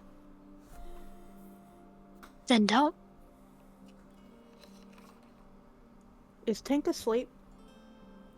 From what you can tell, he seems to be sleeping soundly. Fidget will look almost saddened at Artemis and then over at Tank going, I don't like that they don't know if it's him.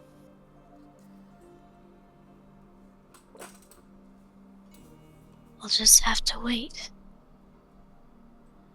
I had a question. Have an answer.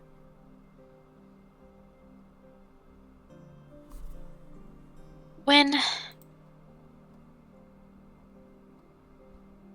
is there... I know your collective speaks in a lot of code.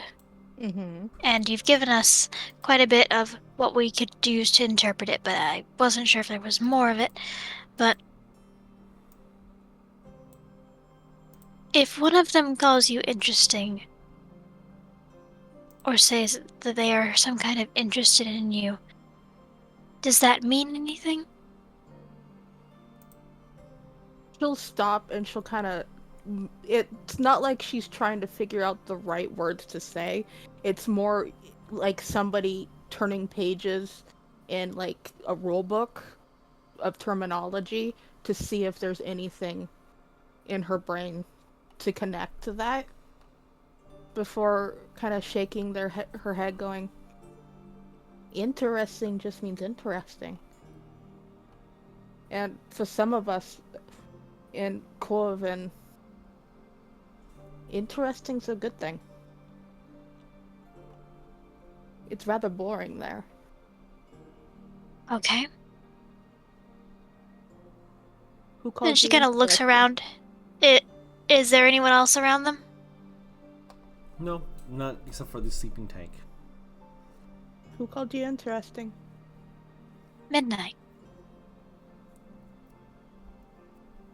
And she'll kind of look taken aback and do that like wide-eyed blink, blink, blink kind of look at Artie going, "You don't find anybody interesting. Not for as long as I've known him, and I've known him for like 8 years. Unless something changed over the past 2 years." Okay, maybe it's just a flight of fancy. It could fade. I just wanted to make sure it didn't mean anything. It's got no negative connotation that I'm aware of. Okay, just had to make sure. Now, if he said he took a liking to you, I'd cut off his balls and give it to you to experiment with. But he ain't that stupid. That means murder, right? That means he is calling dibs on murdering you. Oh, okay. But it's me, I'd break rules and I'd go after him first. Thank you. That's what friends do. I'd do the same for you. That's what friends do. You just happen to be friends with a collective member. I don't know if that's a good thing or a bad thing. It seems like I'm friends with a couple of them. I didn't know Crazy was one of them.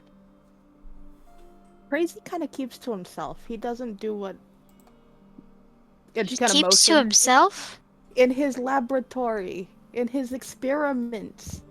Oh. He doesn't go out on jobs. He doesn't really associate with...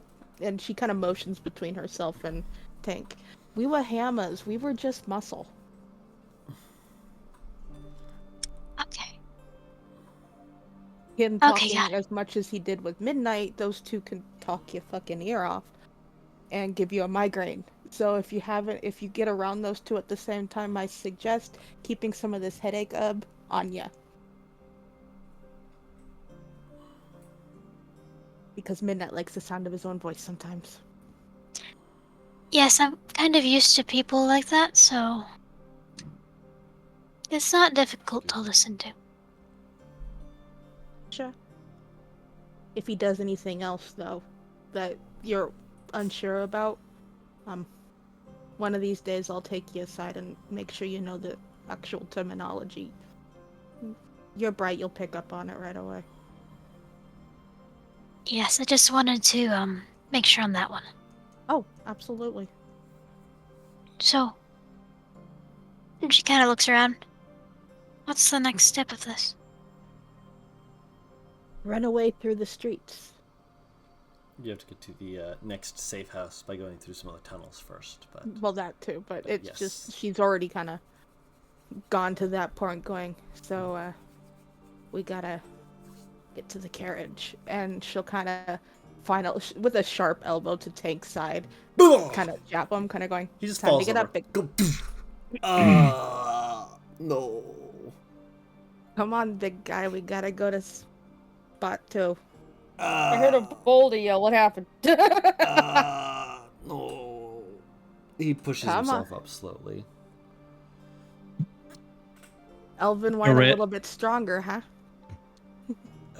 As Aurelius comes out, he'll extend his hand to Tank. Takes it. He basically says, if you ever find yourself struggling to get out of bed in the morning, remind yourself that you get to be you. And that is something fucking crazy. I know. Taps him on the back. Hey, remember the fuck's with the fortune cookie? What is fortune cookie? Is that what, from yeah, North? What is a... No, it's not from the north. It's a Nepal. From Nepal. You've been to Nepal? You'd be amazed at what people bring in through clergy. You know, fair. But they confiscate? They confiscate a lot of shit, yeah. Babies. I had one of them confiscate one of my bras. What? Story for another time. Fidget finally stands up herself, kind of going, you have everything? I keep my stuff on me. Yeah, I mean, fair. You have everything? And she hands over his cloak. Oh, thank you. You have everything, Artemis? Yeah, hold on. Ah, yes. Sorry. Yes. He switches to Elvis. You have everything prepared, Artemis? God damn it! Stop talking. It was the second language the boy learned. Yeah. I hate it. Artemis will nod, and she's also switching to Elvish. Yes, yes, I have everything I need, I think. And she checks her bag again. Good. Switches back to not orc, common. You have things that are empty. All I really came in with the clothes on my back and a weapon, so I think so. Oh god, she Right. looks in her bag. Is Bean Bean in the bag, or has Bean Bean just scampered away? Just a And- sleeping Bean in the bag. And you, Aurelius? You can snore? It's a little snore, little buzzing sound. Aurelius is going to do the thing where I had the thought, but it was gone with the bean shit. I'm sorry. You're fine. It was shit. What was it? This is gonna kill me inside until I figure this out. Just come to keep you. going. It'll come to me in like 7 hours. Of course. That's how it usually works. So Tank will begin leading you. He kind of looks around and he asks someone in Elvish, so you hear. Is the rest of the group? Yeah, you figured out. No, my dad's calling me on it. Okay. Oh. Is the rest of the group already ahead of us? And the person kind of goes, yeah, they made their way about 10 minutes ago, 15 minutes ago. It's hard to tell with no sun up here. Yeah, they should be heading now. Thank you. Turns to the rest of the group. We go this way. Come. And Lead the way, big guy. yeah, he starts leading the way. Artemis, as you are walking, you note that the direction you are currently going does point towards laboratory. She gets a little excited. As you were going through, Cernu's thoughts. as you're going through, you come to an area where, as you're like walking through, there's like these fascinating glass windows. Like there is like almost from the like maybe like a foot or two under the ceiling to about like waist high. A big glass panes. Not impossible to see, but it's something very expensive to see. And as you're walking past, you kind of peek in. You see that in the room there is this stone thing, that's just looks like it's collapsed in there. It has the shape of like humanoid bits that kind of catch the eye, but it's just inert, just lying on the ground.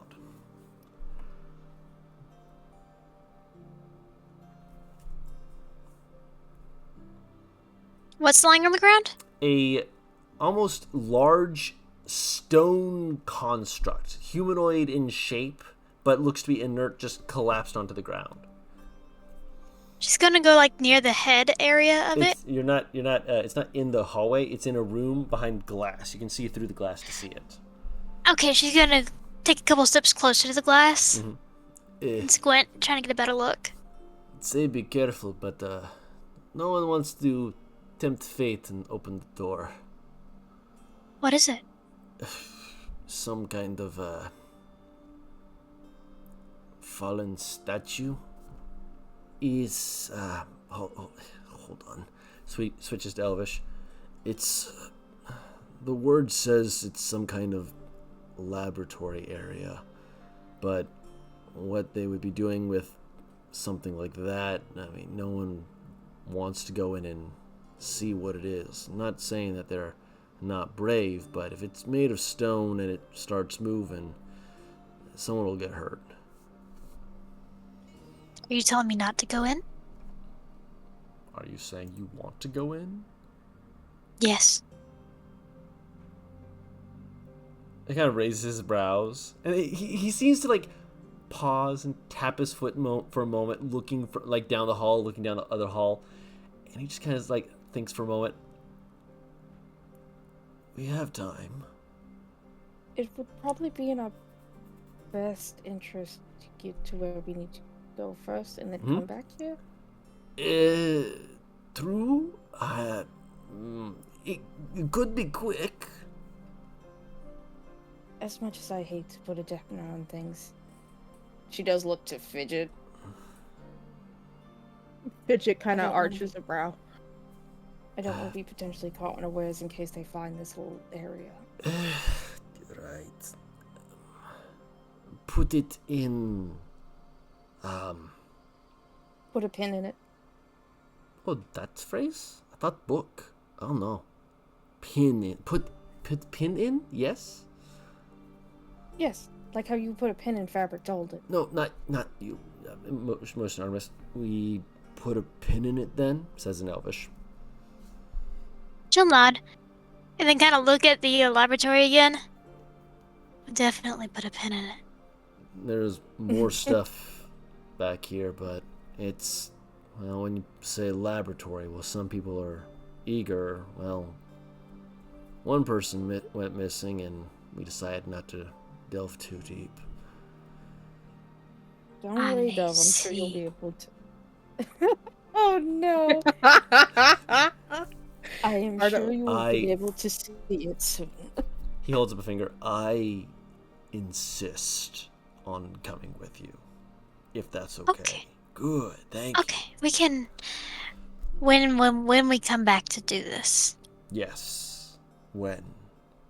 Yes. In comments, whispers Fidget. I like your friend.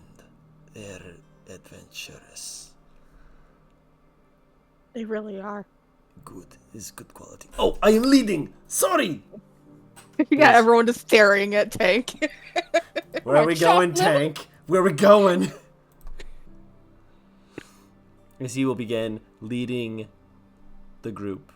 He does glance back a few times, almost like he's like, man, I really wish that could just take us off on a nice little adventure, but Every time he looks behind, You got Fidget's there with her finger pointed forward at him. yeah. I was gonna say Serena just turns his head back. You point, you turn, and he's just like, just iced. Artemis is gonna kind of walk a little faster so she can walk next to him and speaking in Elvish. What other things are here? There's one thing we were able to actually find that's of interest. There's a strange brewery here, not of alcohol. It's brewing potions, Right. basic ones, but it's able to put out like a dozen at a time.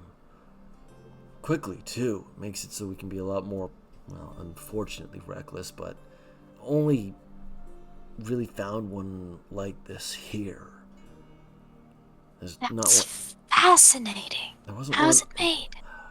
It's made, and he starts to describe it. It's like made of like, tubes and stuff like that, where it actually has some way of getting resources that it then pulls the essence out of to make the potions. And he talks very like remarkably eloquently, and hearing him speak in Elvish is just very. It's melodic. Yes, he's smart. He just doesn't speak English. Common is his third language. He speaks Orcish impeccably. He speaks Elvish eloquently. He speaks Common like he's trying to stumble over his words, but he's getting better. Mm-hmm. But yeah, he gives as best of a description as he can, because he's quite bright, and he's able to give you as much as he understands of it. And he kind of like whispers to you, I asked about it myself when I came here about a week ago.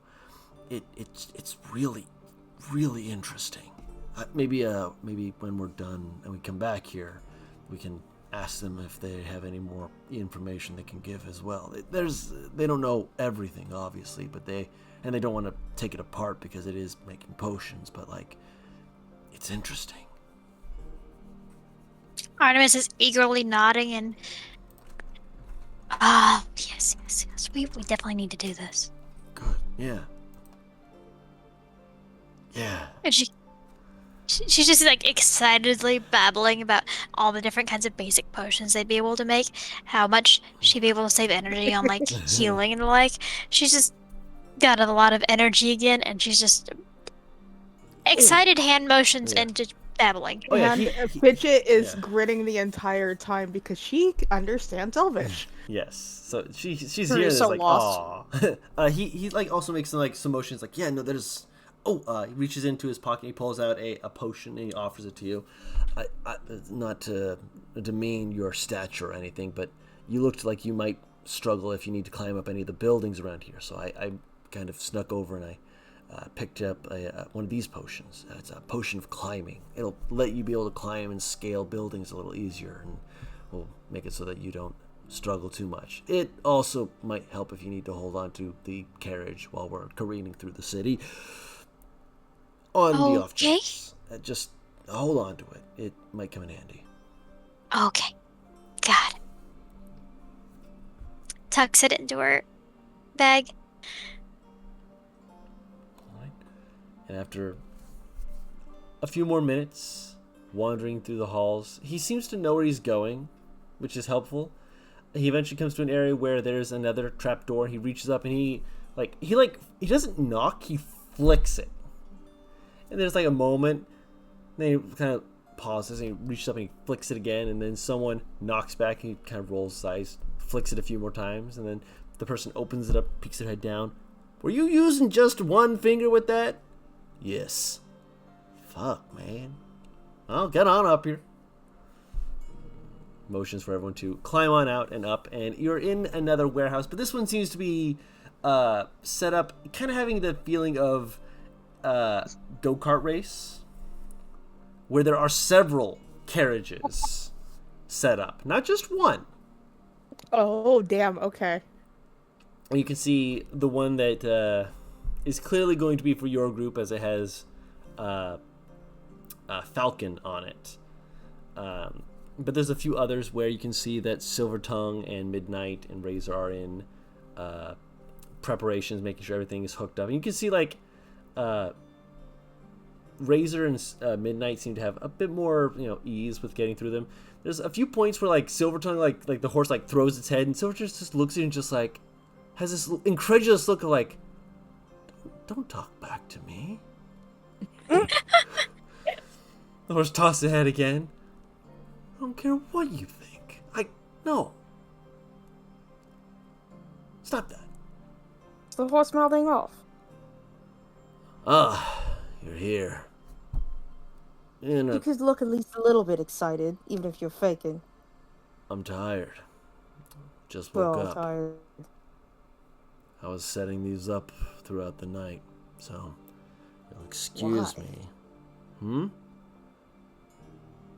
Why did it take you all night? He's Accessories. not. He's also not of land. I prefer boats, and they cut me off from my sweet, sweet ocean. He waves his hands dismissively at that, like that's gonna stop me. Fuck! Oh my god. My cat's in here, and I didn't know she was in here, so all I saw was this little fucking black shadow moving by my leg. Ew! But do not have a panic attack. You're fine. She loves you. He loves you. They love you. He kind of looks around at all of you for a second. He seems like pause. And he locks eyes with Aurelius. He gives like this slow nod, almost of solidarity. And he seems to like... I have returneth. You have returneth. Silvertongue is here, talking about setting up the carts. He looks around at everyone, locks eyes with Aurelius, gives like a nod of solidarity. He kind of jumps a little as he sees Artemis, like, oh, they didn't catch you. Good. Who did it? What? The figure with the dog. I healed you last night. When you got back. I don't know if he was all there during that, Artemis. Okay. Oh. But yes. Well. He did not catch me this time. Good. Looks at Fidget. You look like you slept well, babyface. Fidget. I don't go by that anymore. And if you keep using the wrong nickname, I'll use your real name. Don't try that. I'm saying babyface for now because if people hear me saying Fidget and they follow you by that name. Me saying babyface now means that I can get away with hiding your identity just a little longer. The Or you collective. could potentially respect her feelings and, just call her by what she asked. I didn't ask her opinion. The collective know me as both, Silva. I know.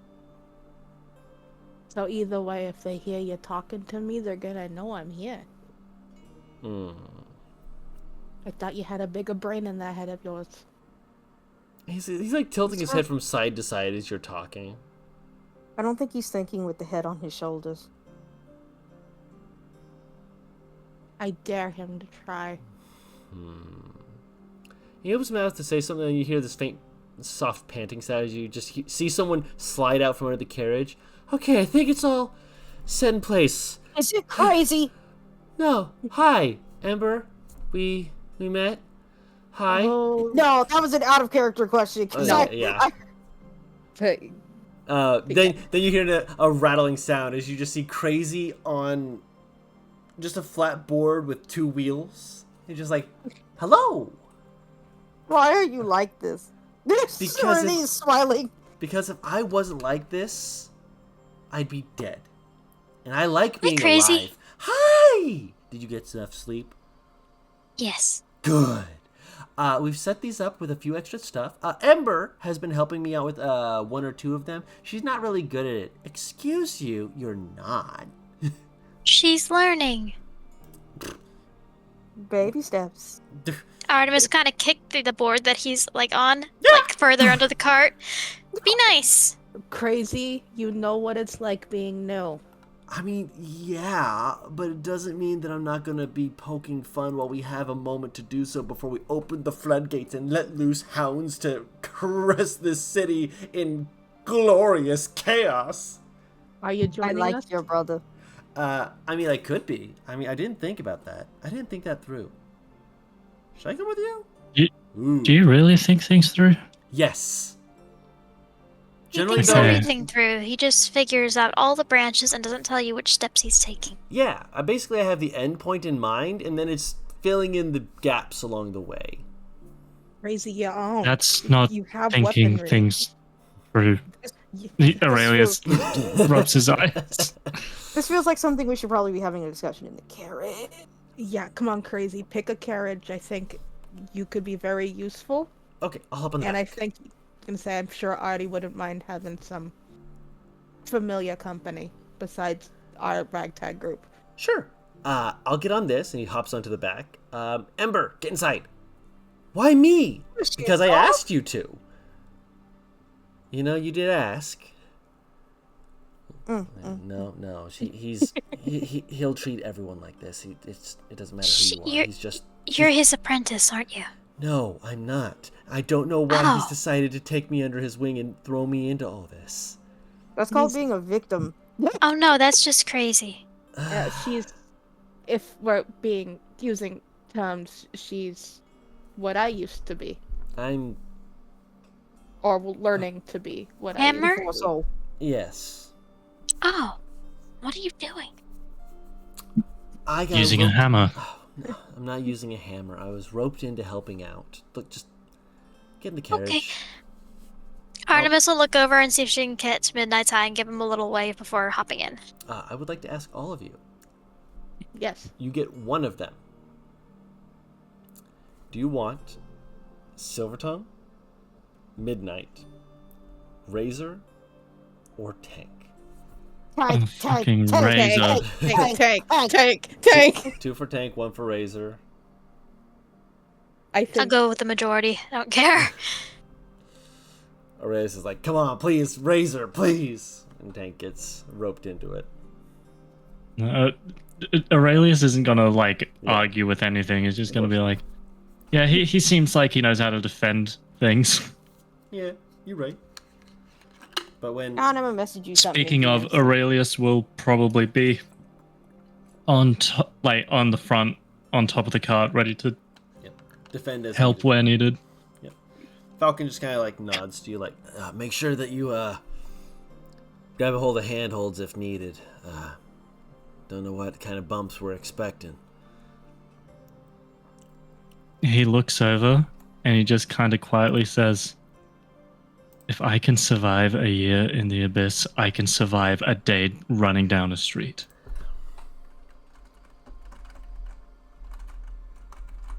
I feel like these are two very separate ways of survival. Yeah, well, look, it feels similar, okay? Aurelius logic. Okay.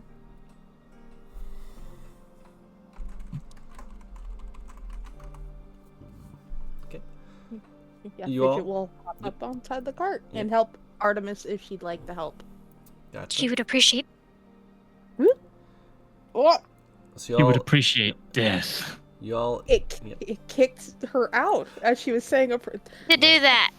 no, not allowed. What the fuck?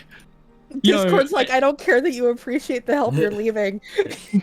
Y'all get like, inside. I appreciate the to-do. Y'all hop inside. You get yourselves comfortable. You get the feeling that you're going to be here for a few minutes longer before dawn actually pulls itself fully. There's not quite the sunlight peeking through yet. As you're getting just kind of to an area where you kind of discuss lightly for a moment, and the world goes a little quiet. For everyone except for Serenity.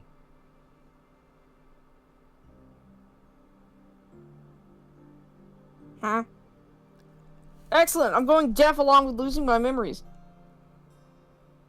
And you see another figure enter the carriage.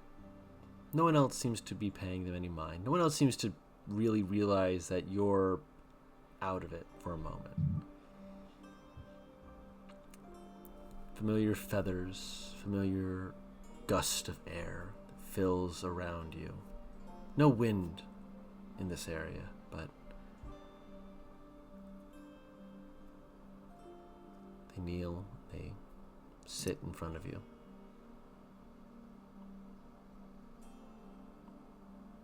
That calming, peaceful glow kind of radiating, and everyone else doesn't notice it. But for a moment, most of the people in and around the carriage do feel, for a brief instance, at peace. A moment of unwinding and calm.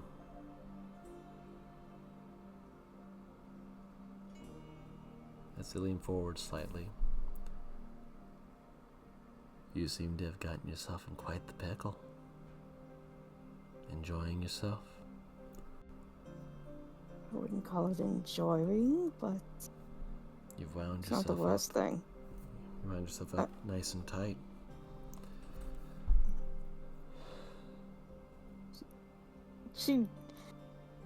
She opens her mouth like she wants to say something and then stops, and it's just she does that repeatedly before she just chooses to be quiet. Is Evictus behaving himself? As much as he normally does. So not much. But better I than don't nothing. mind it, actually. He makes you laugh. She nods. Not a bad thing.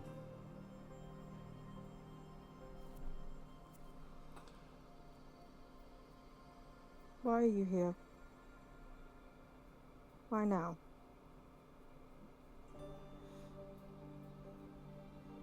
Better today than tomorrow.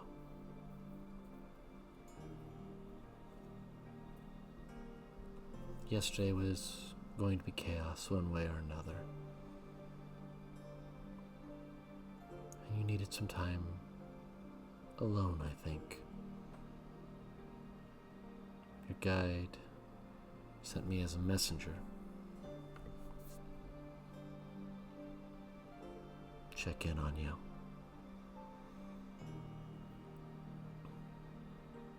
And to Well, say I that appreciate he's it. setting up a place for you to see you themselves.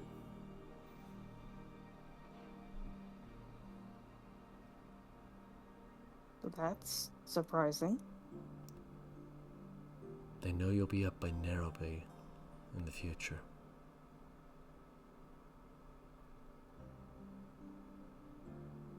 In the mountains, if you're willing, and you think you can brave the cold.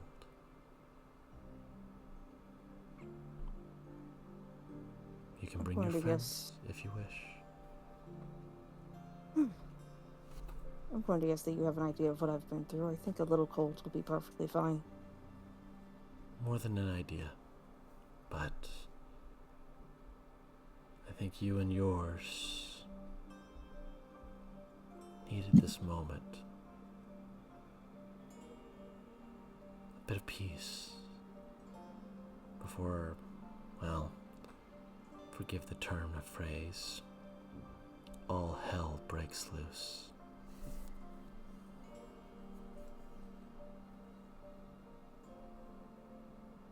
I appreciate it.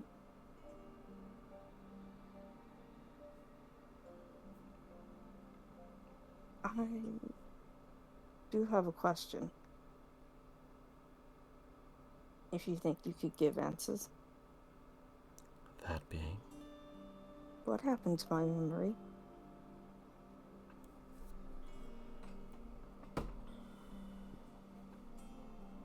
You were encouraged. Encouraged to think about who you were fighting for.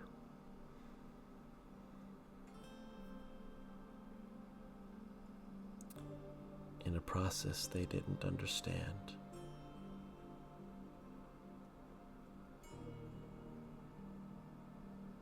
Or give heed to warnings.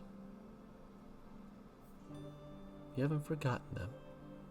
Not truly. You remember their names, you know where they are, but it's hard to remember them, isn't it? It's uncomfortable that I can't remember them or what they look like.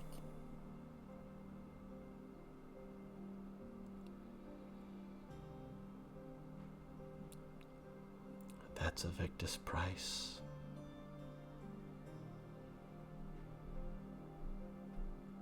That was the price of letting him ride with you.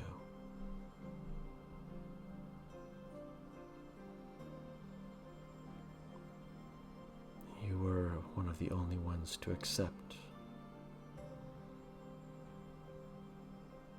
because you understood what you were fighting for. But it is still a loss. I am sorry that that was forced upon you.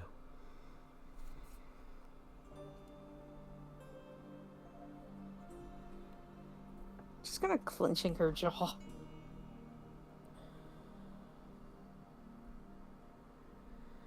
Something, another reason to hate the people who took me in. Did they do you wrong? They trained you, yes. They molded you. These are not incorrect statements. They molded me to be a perfect weapon. They didn't think of me as a person. Are you a weapon? I don't want to be. Are you a weapon? I want you to She doesn't say it. answer. I want you to say it. I don't know. It's okay. If I told you that you weren't, would you believe me? No. Even if you don't believe it, can you say it? I am not a weapon. Again. I am not a weapon. Once more. I am not a weapon. They nod slowly. Reaffirm this to yourself.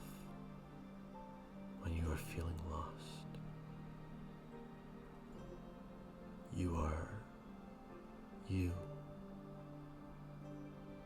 are serenity. You are serene, and you are beautiful, and you are loved.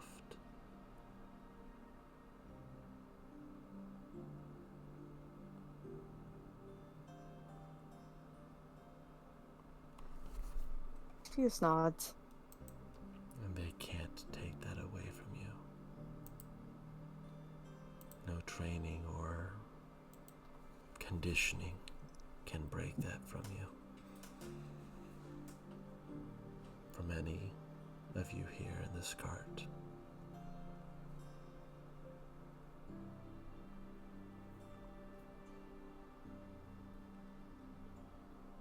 Do not let them break the kindness in your soul.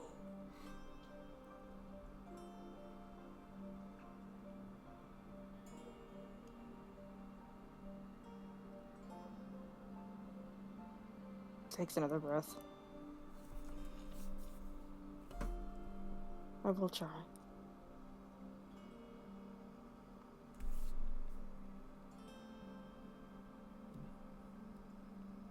You have time to grow.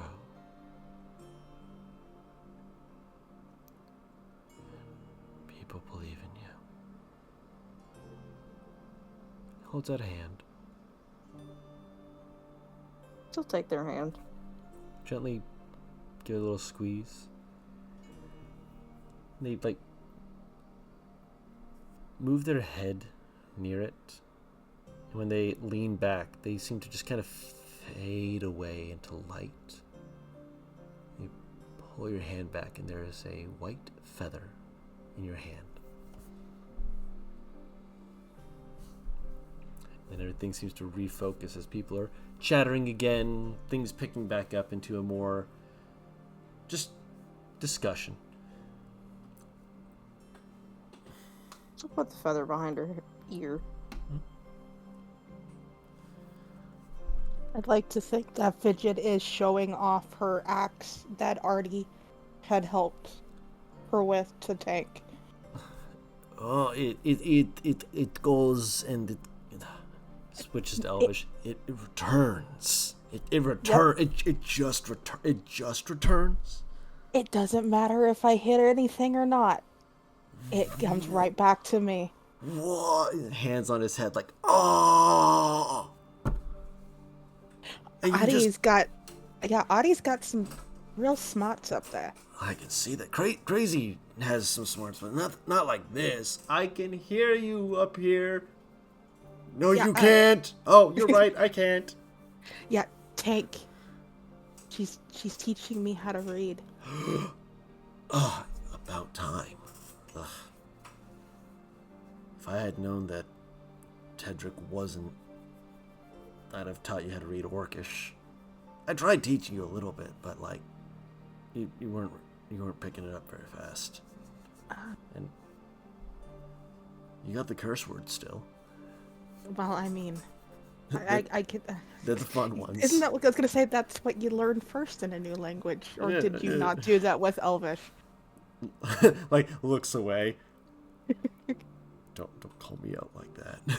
I did the same thing, big guy. It's fine. Yeah, but Elvish just sounds pretty, and when you realize you're cursing it, it's really awkward.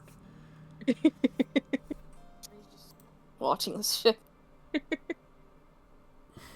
She'll kind of flip the axe in her hand before catching it and putting it back on her belt, going, "We're in close quarters. You got your mace?" Of course. I know it ain't your weapon of choice. If need be, you could just hit them with your hot as fuck head. He prefers his battle axe, actually. If or his needed, great axe, I can pick one of them up and I can beat each other with them.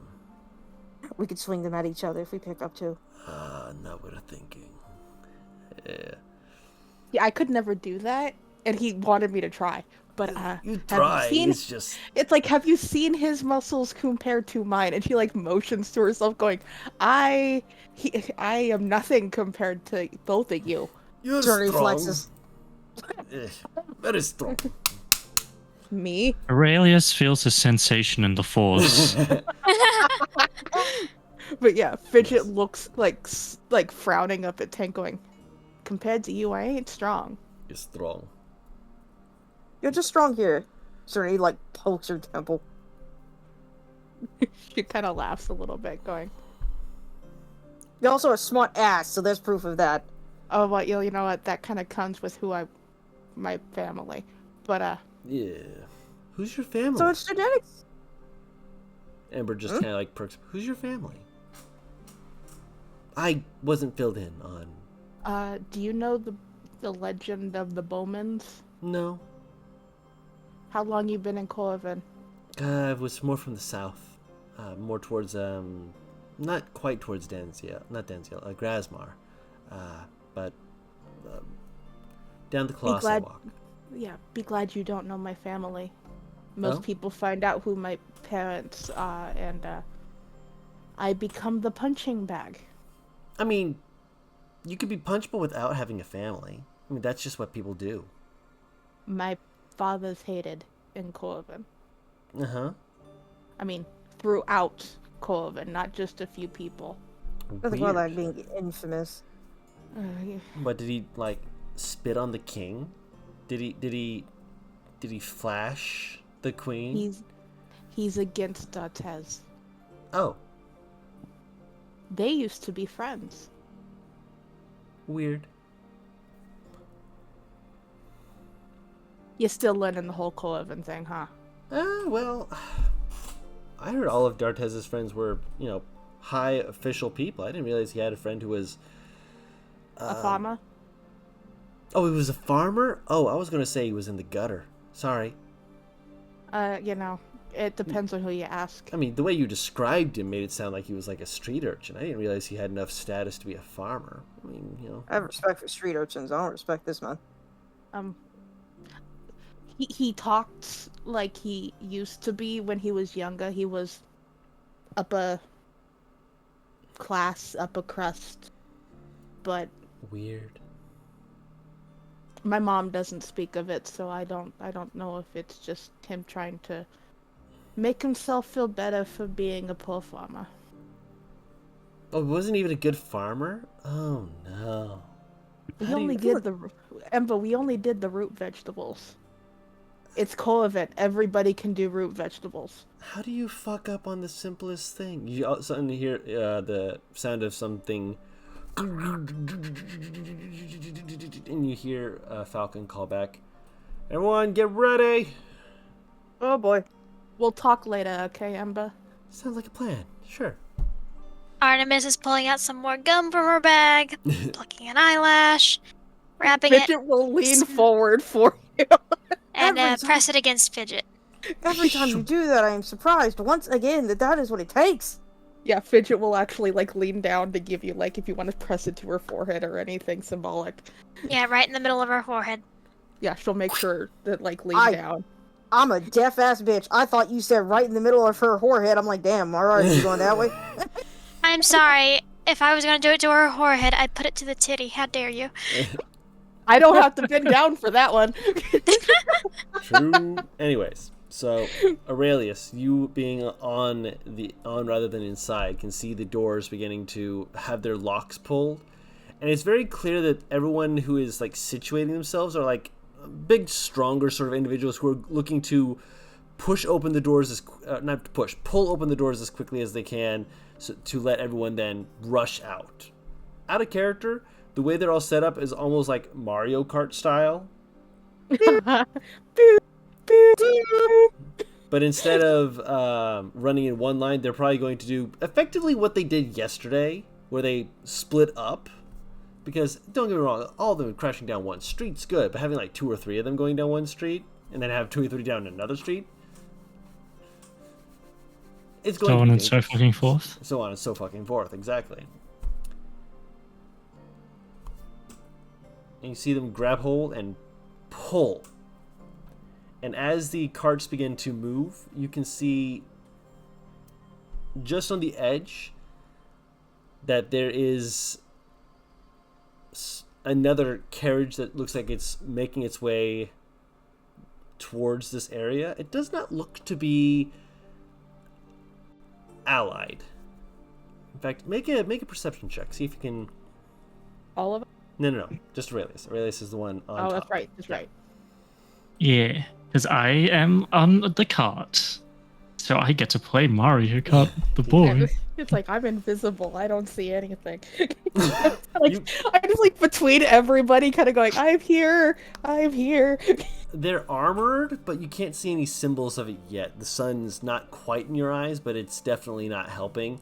As everyone begins to quickly rush out, you peel out, and you just hear a halt, whoa, as careen past, and as you're moving, you kind of like take a quick peek, like, and you swear for a moment you see a very confused looking person with a like large conical hat. And as you're driving past, you kind of look over to Falcon. Falcon looks over you, he's like, that wasn't the guard, was it? I do not know. Okay, as long as you don't know, we'll keep going. Go. Why would the guard be? What the? Yeah! And you guys begin to clatter down the streets. Insert Mario Kart music. That chase music playing for us. Yes. Damn it! No, I would put Rainbow Road. Oh no, you would. Stuck in my head for ages. Classic. How long till we fall off the road? So, Aurelius. Hello. Since you are on top of the cart, I'd like you to roll me a wisdom check with advantage. Wisdom with advantage. Oh my lord. Advantage. He fancy. A 21. He Just remind French. me that in fucking microwave instead of microwave when playing Symmetra. RJ. All right, I will keep that in mind. So your group begins. Actually, oh yeah, no, that's fine. I need you to understand I opened up YouTube and started playing the Mario Kart soundtrack. Of course. Understandable, my man. You begin careening down the road. And there's a few people who like peek their heads out of windows of their homes, not yet opening shop, not yet wandering the city, thankfully enough, but the loud sound of careening through this city is already going to draw attention from some people, and get a few people who are like, what's all that wreck? Whoa, what is going on? Just as you guys rocket past them. After a little bit, you do hear like a whistle blowing, and you look back and you see that there is horseback ridden people trying to ride after you. Far too quick for what you were expecting. This is like very shortly after you all have begun splitting up and riding through the city. We upset the lifeguards. Go! It's almost like the guards were already on patrol and making their way towards where you were when you guys set off. That's not suspicious at all. If Fidget backs up until her back is pressed against Tank's side. Oh. It's just me. It's just me, big guy. Yeah. We got you, girly. 1 second. Opens a flap. Crazy! What's going on? Get back! Get back, I say! What the hell? As you see, Crazy is he's not firing at anyone. He's just like firing his stones around. He's ricocheting them off of buildings and the like, and it's making the guards like weave this way and that way. Although one of them does pull up a hand crossbow and fire it at him, and as it does so, it just kind of goes and just has the bolt like pop out of place and just not go. As he tries to fix it, you just hear Crazy go, "Aha! A target!" and just falls the guy off. He gets leaned back down. Yep. Are there any ye oldie over top laundry lines? What are you looking to do with it? You can't say ye old when I literally come from a town where those were still used. He's wanting to Assassin's Creed this shit. I'm wanting to. Yep. I'm wanting to cut the line. The thing, the line, so that the clothes like get all over them and like fuck up movement and shit. Roll an attack roll. Okay.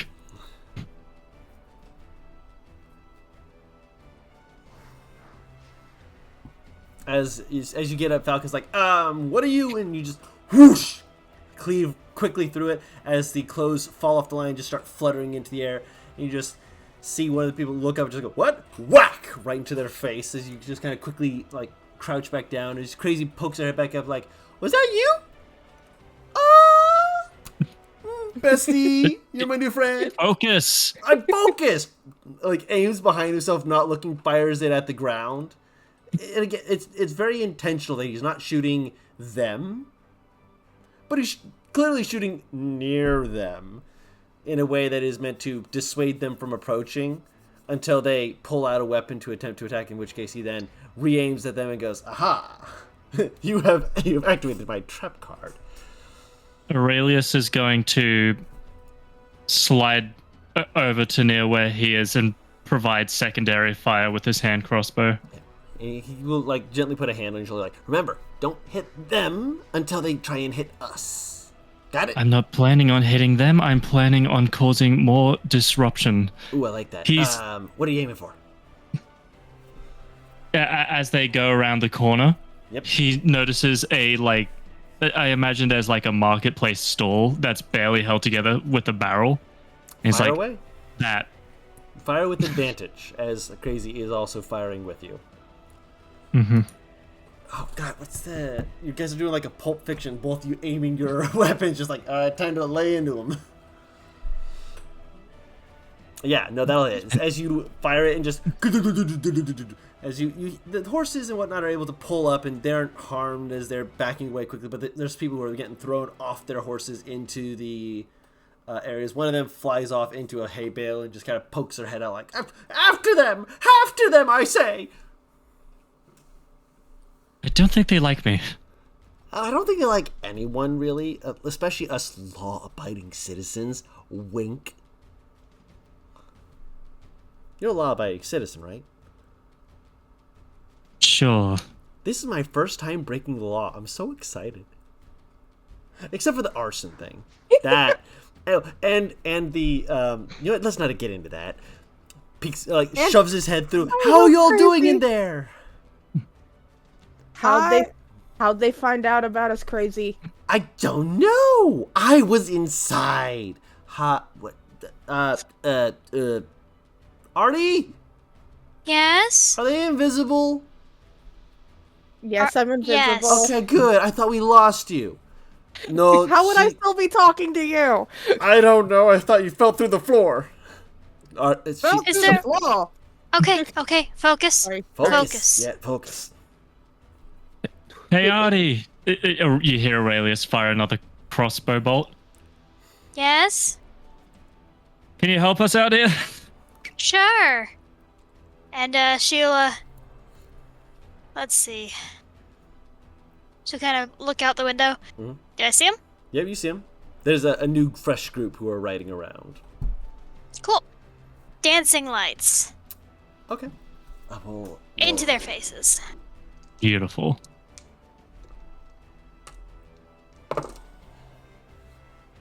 One of them does succeed. The other two fail.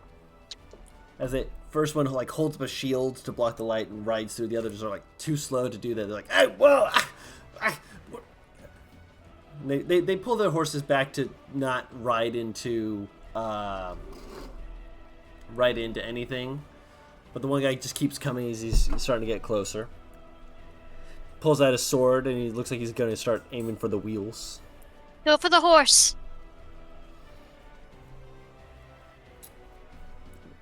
Would you like to make the attack, or would you like Aurelius to? Should probably grab a rock. Magic Stone is a bonus action, isn't it? But Magic Stone is a bonus action, yes. Alright, then she's going to do that, and she's going to throw a rock. Alright, roll the attack. Yeet! Attack roll. Where is it? The attack roll should be to the left of it. It doesn't fucking help. Give me a second.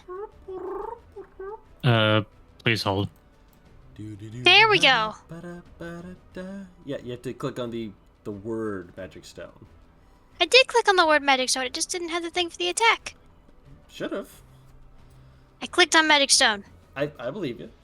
21 will hit, and with 9 damage, the horse, like, it doesn't, like, crumple and fall, but, like, arcs back and pulls away in a way that makes it so that he's not able to swing around.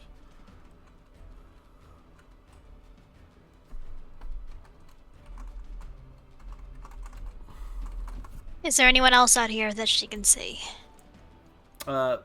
Make a perception check. My favorite. 20. It's a fucking 9 on the die. Fucking Jesus. Teehee. Don't you tee me, you gremlin. Tee.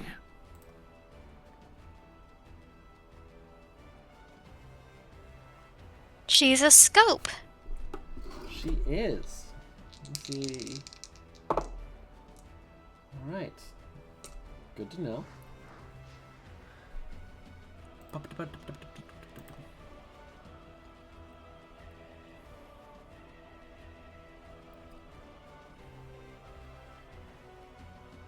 Yeah, that's what I thought. So, you don't see it immediately. You're not caught off guard because you are alert, but you catch a flash of someone who is on a rooftop, cowled and wearing clothing that makes it almost so they can, like, blend in on the rooftop. As you see them lift up, and you see a second figure moving out of some of the shadows. For you, familiar.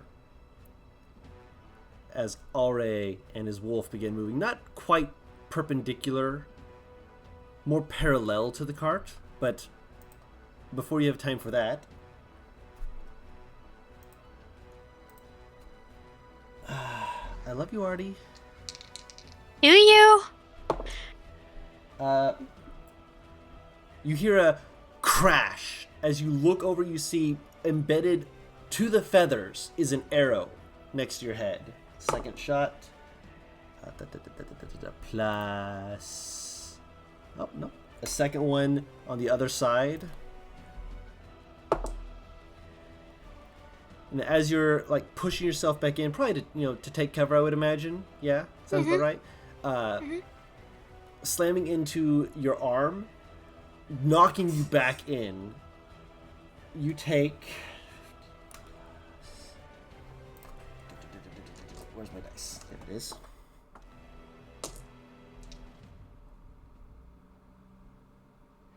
.21 points of piercing damage. What the fuck? Holy fucking shit. As Aurelius, you see a cloaked figure drawing an arrow, knocking it after firing 1, 2, 3 shots. 2 of them missed but did do some damage to the cart, but the third one did knock Artemis back into the cart. And we'll pick back up on this next week. Not next week. No, not next week. 2 weeks from now. Right. Next week, Oh, and I thought y'all were going to try. No, not with streaming. Not with streaming. Streaming and recording. And with what he's got planned for us, apparently, it's not going to work. Yeah, especially when you're going straight into, oh, well, I've been shot. Damn it. I'm sorry. Been penetrated. Oh my god. Like you expect anything else from Kendall. I mean, come on. Oh, and all of you hear a very loud string of elven curse words.